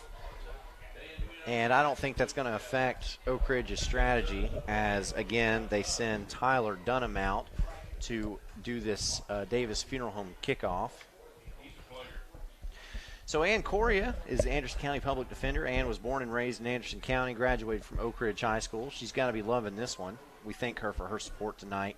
And David Clark is the Anderson County District Attorney General, proud to support high school football as we get ready for our Davis Funeral Home kickoff. Watch this very carefully. Could be landing on about the 10-yard line, and Clinton has not caught one very often. This one not as long. Look, and look, again, the ball is on the ground. Yeah, I'll tell you what. And Oak Ridge has recovered, and it's Jacob Burvin again. Burvin should have had the last one. And now we've got another flag. Yeah, if you're Clinton's coaching staff, you've got to be pulling your hair out. But you got to be mad at yourself, too, because you haven't made an adjustment yet to what Oak Ridge is doing with the short kick. So, pretty rough. It's about the fourth time that this has happened for Oak Ridge. So Clinton has got to see that and make an adjustment. Yeah. Nothing special here. Just adjust your kickoff return team a little bit, and you'll have some success catching this ball. So combined time of possession for Clinton and Oak Ridge in this game is 25 minutes and 10 seconds. I'm sorry, 45 minutes and 10 seconds. And officials' time of possession is 45 minutes, so the officials have had the ball longer than both of these teams combined. So they're winning the time of possession game. Oh, absolutely. It's not even close. It's been sloppy. It's one of the sloppiest games I've seen in the last 5 years, probably. It's been very sloppy. No, okay. He's just giving him his flag back. I wish he would have just kept it for a while.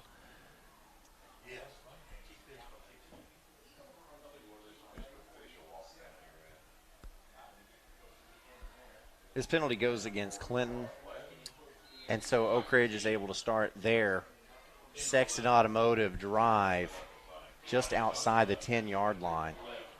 Like the 10 and I don't know. New quarterback in for Oak Ridge, Hayden Tarwater. And Jabrice Taylor gets the carry up the middle, gets it to the 6-yard line on the Hammers 1st and 10. Hayden is a 10th grader, 5'10", 150 pounds, plays quarterback and defensive back for this Oak Ridge Wildcat team. Sure his family is excited to see him get some repetition in there. Think he's got a very bright future as well in this program under Joe Gaddis. Well, Gibbons is a senior, so the Oak Ridge Wildcats will have to replace their starting quarterback next season. Handoff goes to Taylor. Taylor keeps those legs driving, gets inside the 4, down to about the 3. It'll be 3rd down.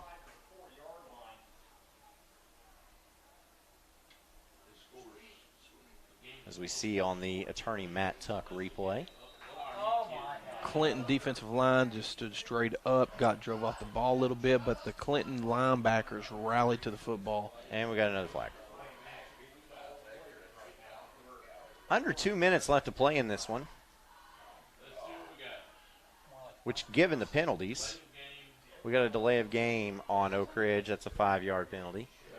They got under 2 minutes of play left, but given the penalties, we're probably going to be here for another 30 minutes before this one ends. So keep it tuned in with us. What a great football game this is going to be moving forward with these two coaches. Once Clinton gets a good understanding of the system and what their new head football coach's expectations are, this could be a very potent rivalry moving forward in the future. It could be, and keep in mind also, we've seen a lot of young players tonight, freshmen in fact, for Clinton.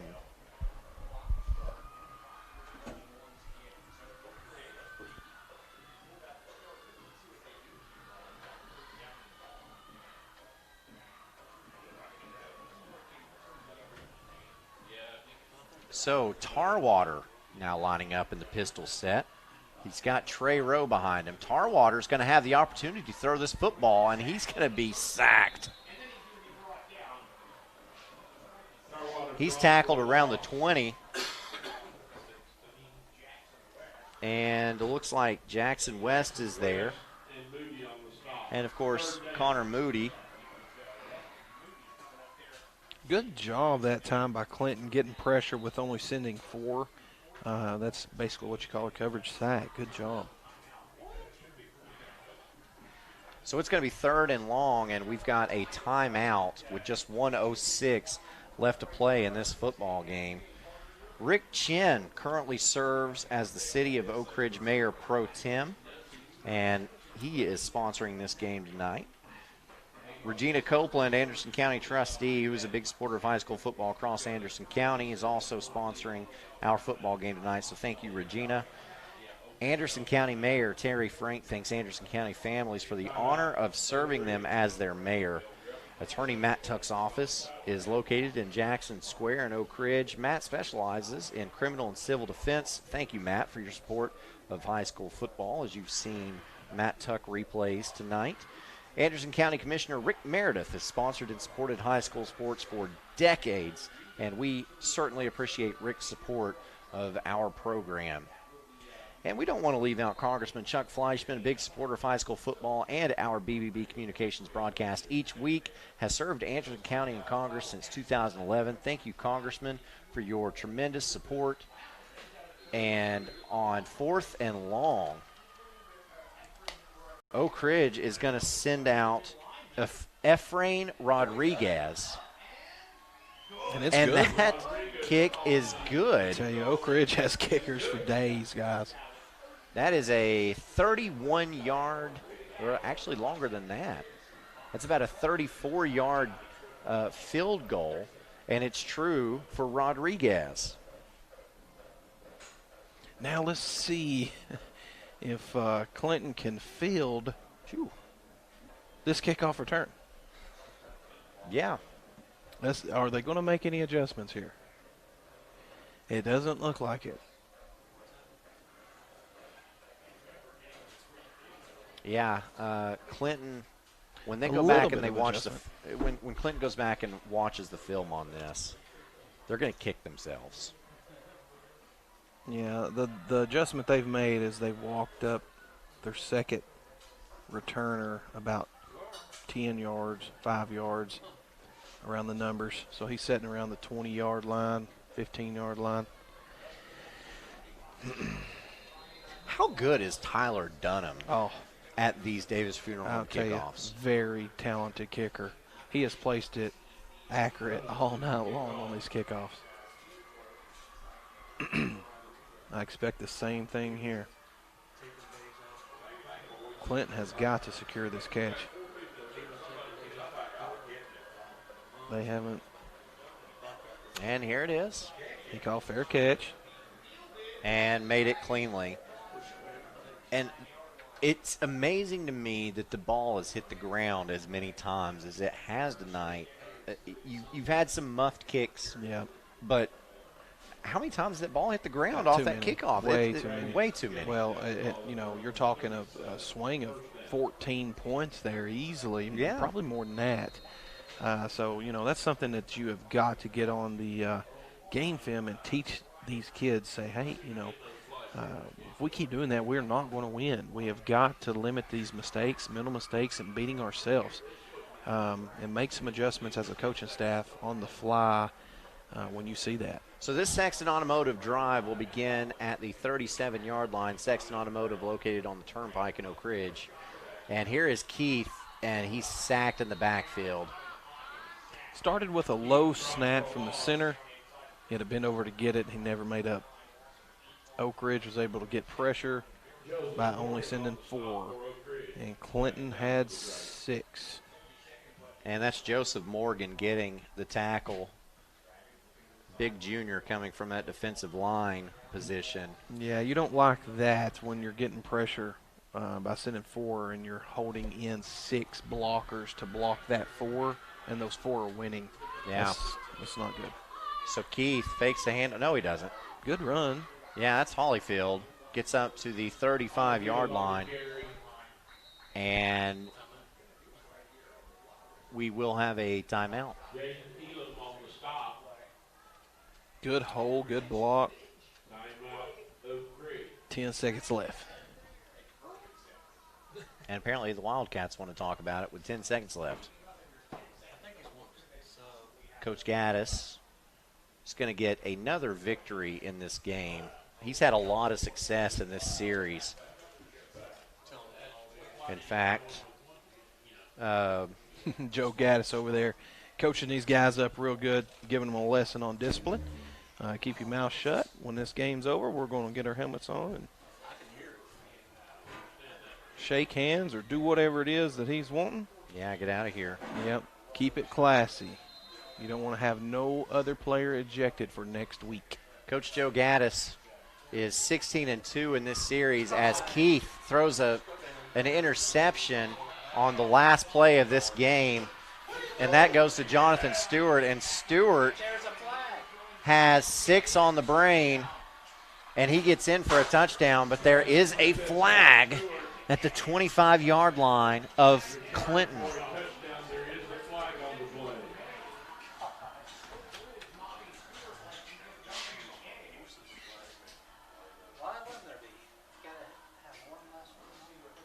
So Jonathan Stewart picks the pass off and returns it for a touchdown, as we see on this attorney Matt Watch Tuck number replay. 7 here for Oak Ridge.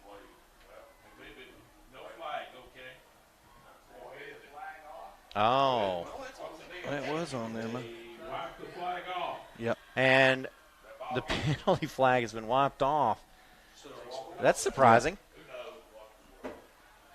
I'm assuming they counted that as a touchdown. They waved a flag. The officials are running off the field. Yeah. This game is over.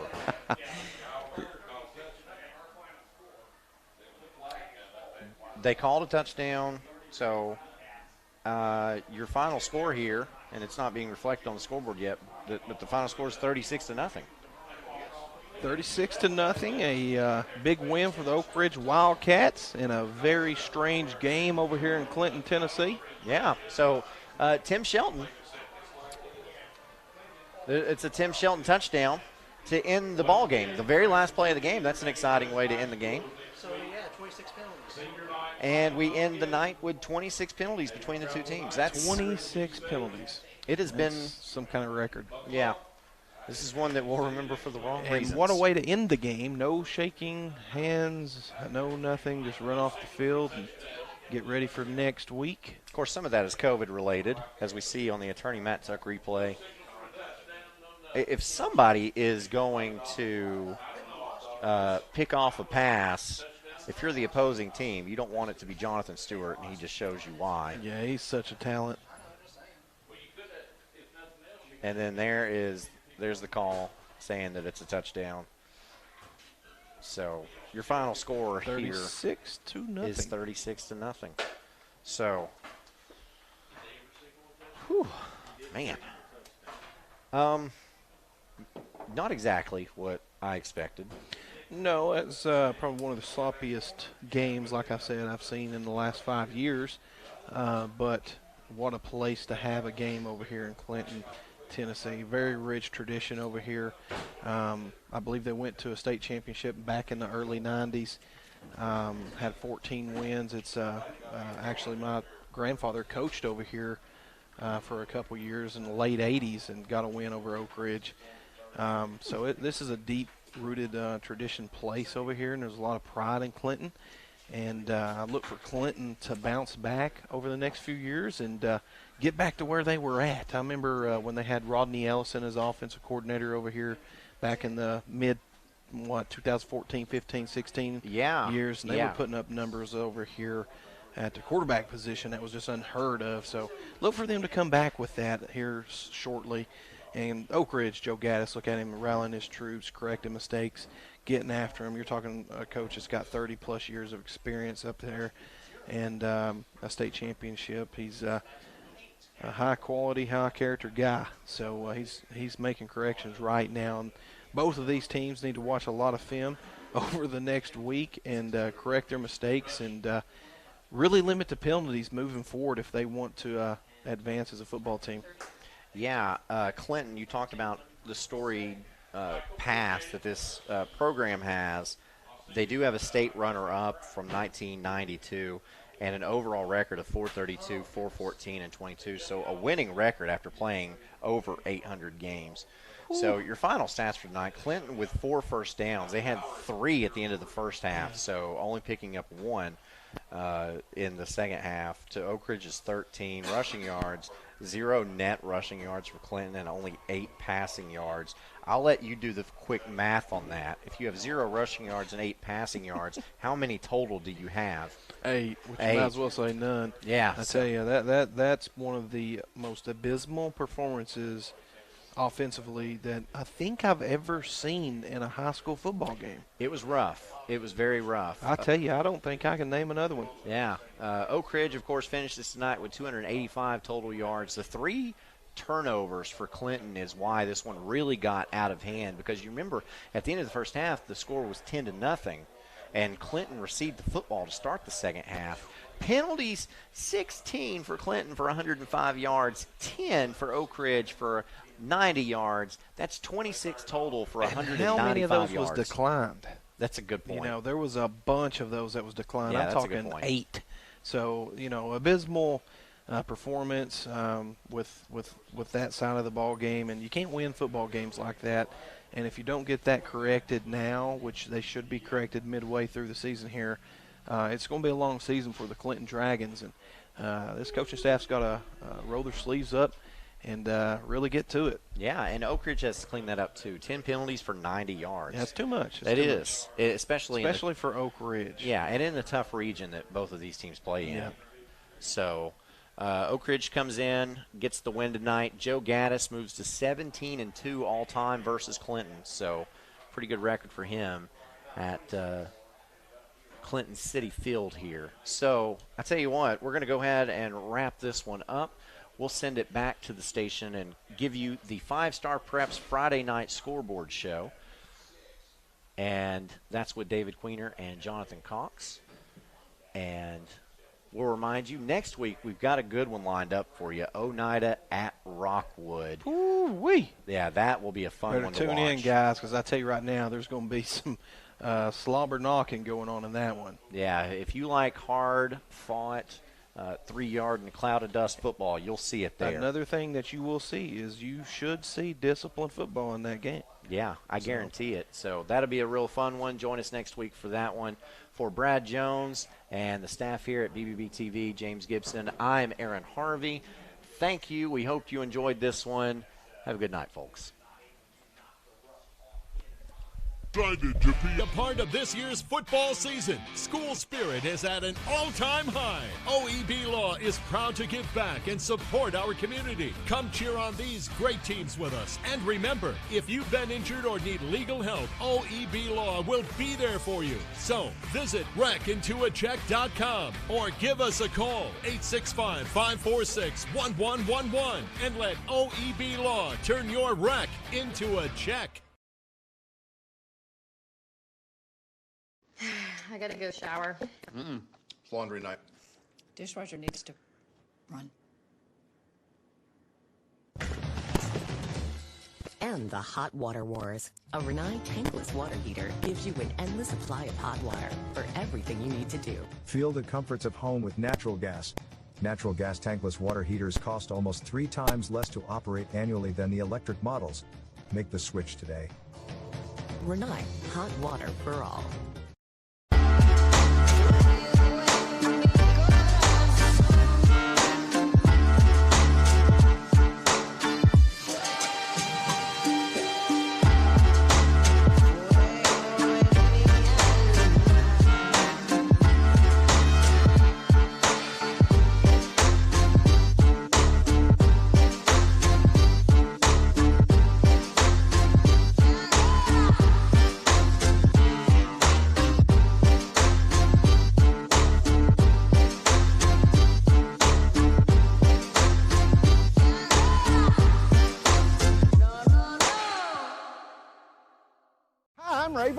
And we've got the vehicles you need to make the most of this season. Whether you're exploring the great outdoors or cheering on your favorite team, let's take your fall to the next level. In a 2017 F-150 Crew Cab XLT 4x4, $38,990. 2020 Ford Escape Titanium All-Wheel Drive, $29,990. 2017 Subaru Outback Limited, $23,899. At Ray Varner Ford in Clinton, we are your East Tennessee Ford dealership. Come and see us today. Shop RayVarnerFord.com. I am a Simplicity dealer. This business is my life, my career. If you need a new mower, I'll help you choose the model that will make your property look its very best, and even let you take a test drive. When it does need service, you can rely on my factory service training and genuine parts. Because I don't just sell products, I build relationships. I am a Simplicity dealer. S.L. Bowman & Sons, 524 North Front Street in Rockwood. Evans Mortuary has been serving the needs of families in and around Roane County since 1976. As established members of our hometown community, we understand the security of dealing with people you know you can trust. We build our reputation on this trust. The Evans family appreciates the confidence the community has expressed in us over the years and will constantly strive to earn that favor. Evans Mortuary, 805 North Gateway. The Harriman Utility Board is committed to providing safe and reliable natural gas service to our customers in Harriman and Roane County through the use of safe operational procedures with trained and knowledgeable personnel. An odorant is added to natural gas and maintained to a certain level so that in the event of a gas leak it can be easily detected. If you smell or suspect a natural gas leak, please call the Harriman Utility Board at 882-3242. We can be reached 24 hours a day, 7 days a week. Here is Helen Hammer. Thank you, Mr. Walker. A lot of years have passed since that TV ad. Hammer stores are still offering up-to-the-minute fashions for men and women, famous label outdoor wear and boots, area rugs, and exciting purchases. All at Hammer's famous low prices. Race on down!